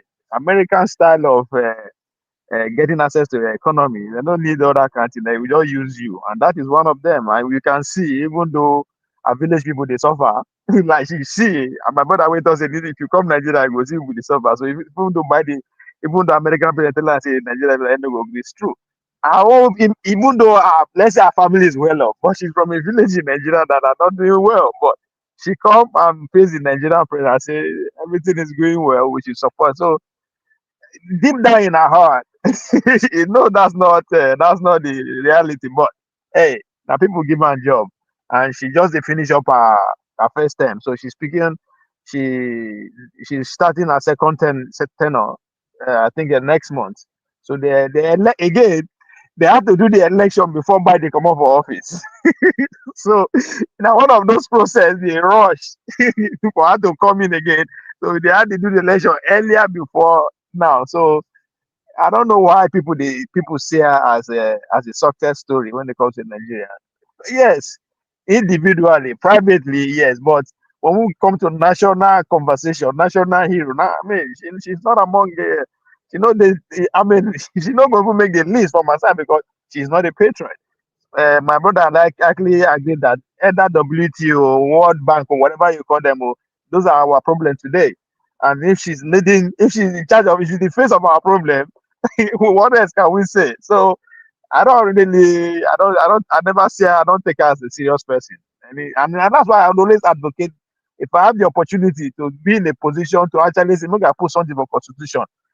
Once you live abroad, you don't have any business becoming an executive officer in Nigeria. Presidency, governor, local government chairman is off your reach. Go and serve somewhere else. Not because you are not good, but it's not joy. It doesn't make sense. Nobody can trust you. Once you school for abroad, though, you can't do for abroad. This is 2025. Now, those days, people are not educated. They need to come and get educated. No, it's bunked. My governor knows I've been speaking English. He's doing well, right? But on a more serious note, All these people, now them be our problem. All this, the guy that spoke earlier, to use our chief of staff as an example, who's pretty much the wanted person here in America, but is at the top of our government, was a lawmaker at one point. So as far as I'm concerned, if you don't live abroad more than 5 years, whether as a student, whatever, go and work as a director, as somebody else, but don't come and be in a critical situation whereby you will be all at ransom, at any move you make. So people like her, yes, she's a success story. She came from a very humble background and she rose to the top of the world, but that's good. But when we bring to Nigeria as of today, if I want to talk the history of Nigeria today, 50 years from now, I will point out some of the problems that we have that we face. But when you have people like that around you, you cannot plan secretly. You can't have any policy that against the people that you know that they are problem. So that's why if you look at the difference between this administration and Buhari administration, you can tell the difference. Buhari deal with America from far. From far. You understand? Yeah, you might not agree with him. You understand? But his policy are patriot policy and national policy. Even though he do it with here because so Tinubu is pretty much living in France and Washington. So is the worst among all of them. You forget that a certain agency said that they are not their assets. So so let us leave it at that. I thank you guys so much for this evening. It's been wonderful having you guys. Jim, like I said, don't think that there's any strategy opposition is bringing, or you're not in for them. All right, let's have that discussion on Wednesday. I would rather be surprised than to bet on it. Okay. Thank you so much. I'm with you too. Let me be surprised. I'll wait to be surprised. I like to surprise people. My name is Surprise. So, yes, thank you. Stay humble. You guys have been wonderful. We had no bad boss, a civil discussion. It went on well. The way we like it. Everybody maintaining their cool. So, thank you, Chim. We look forward to seeing you again in a very short while. That is Saturday, or the Igbo section, which takes place on Friday. If you have time, please tune in. And I've not seen them in a long time. They were around, and we are trying to see how we can facilitate it coming more often. Yeah, because 2 Fridays ago I was available. Nothing happened. Yeah, they were there this week, but we'll see. KJ, tell Kulata say that textbook fact, that textbook not there now. You both write and give us. No be our textbook. Yeah, no. I used to believe so much in the publications and the writings until I came to America. So I realized that they just write whatever they want to write and give us, and they should be doing their own thing. So you need to read their book. When you finish reading their book, now you take your African man sense, slap the thing, judge for yourself. If not, Kulata say she's not textbook fact. She's speaking textbook fact. I agree. Textbook now we write them. No, now they write what they want to cuisine and put for their give us. Nobody is saying that she's lying. She's not lying. She's saying exactly what is happening. So Yes. All right. Thank you guys so very much. And have a good night. I want to also thank Kulata. Kulata, you've been thank you for all your comment and your contribution. And Real K, thank you so much for your contribution. Also, we really appreciate it. These things help us help the damages to be able to pay for this channel, because this channel is not free. The free one has only about 5 people. So but the mere fact we are content 10 of you means that it's not free. He pays from his own money, and so sometimes these things help us to go a long way to pay. Thank you again, Ovie. You're in fact, sometimes people should come to you for political analysis. I mean, you do very well. Whether I agree with you or not, there's always something to take away, and I appreciate that. Okay, thank you, Adama and AY for real. I don't really know. The quams to go with me. Let me hear go settle now. Heaven. You know, because I don't know what you mean by propaganda. Anything we say that is about government, you say it's propaganda. But can you come on set next Wednesday or Saturday so that we can talk about those things you regard as propaganda, and then you can now tell us why they are. You know, sometimes you all come up with this is all those things don't help. It doesn't help. The things that we're losing a nation. Since we're losing a nation, it's either we keep quiet and all get drowned, or we shout as we are shouting on this platform so that everybody can hear. And when people hear, they can adjust their cell. You can only adjust yourself if you hear the wind, or if you know the section that the wind is coming from. So far now, the wind is blowing us south, and we need to be going to the north. If the wind is blowing us south and we don't make any change, then means that we are all heading to one point, and which is what? Disintegration. And God forbid. And I've said that to say again, as we started the program, we are here to keep analyzing. And one of the analysis we've taken today is that majority of the people who have been in position of authority in Nigeria are not people who are patriotic. Their aim is not because they love Nigeria. Their aim is because they love Nigerian money. They love how much they can cut away. Now in Nigeria, there's a new style. You steal for yourself. You steal the one you give EFCC. You steal the one who will take go court. You steal the one who will take pay lawyer. Then you go and now relax and walk your dog in the streets of America, just like we saw the former governor of Anambra State. But you could not build a pavement, a walkway in Anambra State for the 8 years you were there. But you are happy walking that dog along a city, a country that have taken their time to develop theirs. What an end. Okay. Because I'm a Christian, I won't curse you. But what is unfortunate? It's really unfortunate. And so, Nigerians, let us get up. It's time now for us to stop electing people who are hirelings. Hirelings don't help you develop your company. Hirelings only come and go.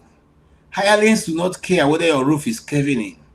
Hirelings do not care whether your farm is doing well. The only people that care and take care of the father's house are sons. Let's look in our communities. We have sons, people whose desire is not that they want to come and impoverish you, but they want to help you to what? To develop. Develop your family, develop your economy, develop your community. If we refuse, and we keep doing what we saw, this show of shame we just saw in the last local government election, then I'm afraid that this ship is totally going to crash. I say that with all sense of responsibility. No country advances the way we are going. No country allows one man to carry his whole budget and do as he likes. No country does that and goes, develops. That means that we don't have a future. That means that our children don't have a future. That means that our great-grandchildren don't have a future. That means that whatever we have now, as it has continuously gone down the drain, it will keep going until we have nothing. And I say that with due respect to all of you who are in positions of authority. Do what you should do to bring development. In the words of Professor Jerry Ghana, if you're a governor, govern well. If you're a president well. If you're a local government chairman well. If you're a councillor well. If you're a House of Representative man, represent us well. Say the things that will bring about development in your community, in Nigeria as a whole. Leave tribalism alone, that has never developed anybody, any state, any country. Leave nepotism alone, that has not helped. Leave sectionalism out. We are all Nigerians, irrespective of where we are, north, south, east, or west. But if you don't think that is good enough, then let us do something that will benefit everybody. Benefit the north, benefit the middle belt, benefit the east, benefit the south, and benefit the west. So that all man can realize their God-given potentials. Right now, Nigerians are not the happiest people on earth right now. Everybody is, going through a weight, earning wages that cannot even take them home. And yet, in this same country, people are buying private jets. The airspace is full of private jets. Nigeria has one of the highest number of private jets in the world. Right now in this country, people are driving Escalade. They are driving Escalade. They are driving Rolls Royce. They are driving Bugattis. They are driving Ferraris. They are driving all kinds of in a place where people are suffering from abject poverty, where $1 is not even able, they don't even feed on $1 a day. I think it's time for us to have a conscience. Have a conscience for your people. Have a conscience for your people. Have a conscience for the people of Nigeria. Pity us, I beg you. Pity us. Pity us. The other day, Cameroonian was saying that they are thinking of inviting Nigeria to begin to come for foreign aid in Cameroon because the Naira have become almost worthless. They could not pity us. When the president was coming, he said, let the poor breathe. President, the poor are not breathing, no. The poor are dying, are perishing. It's just in case nobody is telling you, the poor is not breathing. Do something. Do something. And I want to thank all of you who have been here with us. Every one person on the comment section, we thank you guys. We appreciate your being here. Each time the door open, Kulata, Obi, AY for real, Adama, and all the people who I cannot mention their name, right now. We really appreciate your coming to this session. You guys make it rock. And so without you, there will be no us. And based on that, if we didn't discuss your issue today, you can always come back tomorrow and put your comment, your issues on the comment, and we'll be able to pick it up and discuss it. But on that note, we want to say thank you so very much. Nigeria will make it. If we don't make it, I don't know where we'll be. Think about it. We are 230 million people. What will happen of West Africa? What will happen? They say Nigeria holds a population of Africa. More than half of Africa population is in Nigeria. Gentlemen, let's think deeper. Let's think outside of tribe. Let's do something for our people. And I'll leave you with my uncle. I like the way he talks about things. 1,911,844,833 naira and 46. I'll take that again.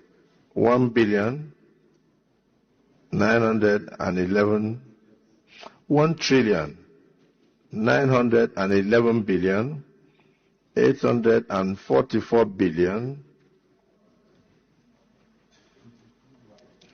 1 trillion. This money is too much for me. Legitimately, there are few like me that are not. All the people who are in this country, they make government money. This one never turned government money. They stole government money. Everybody you see today who say they are billionaires, they have this, they have that. In 1997, 98, they are nowhere. Zero. Ask them. Zero. You don't want to get angry. Any day I get angry, I will call my names. We were there last night. I told you, I said, stop using our dollar. Let us see how they will. Because they have no business. Let them stop using our dollar. They are stealing money and changing to dollars. They pack dollars in their house. How can the economy be well? It's not possible.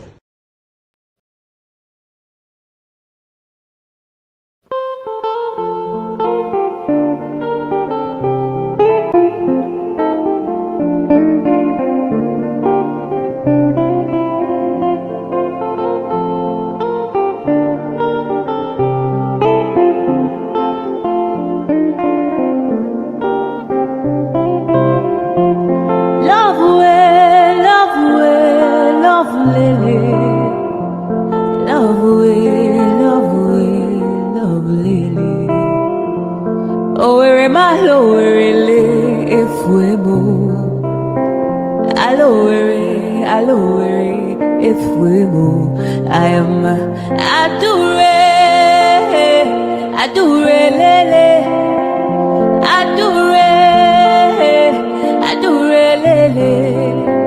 Ido kwa samaka onyoma odika powder. Ido kwa samupu onyoma odika fomu. Ido kwa samishi onyoma odika pilo. Olo lo lo lo, aturu bwebule wakawa iwariwo. Ice. Rosa Olerio, Rosanna Olerio, Rosanna Olerio, Adikadimba. Adure Oleri, Adure Olerio, Adure, Aturubwebule Wakawa, Iurio, Adure, Adure Lele, Adure, Adure Lele. Ido wasamaka onyoma odika powder. Ido wasamuku onyoma odika fomu. Ido wasamishi onyoma odika pilo.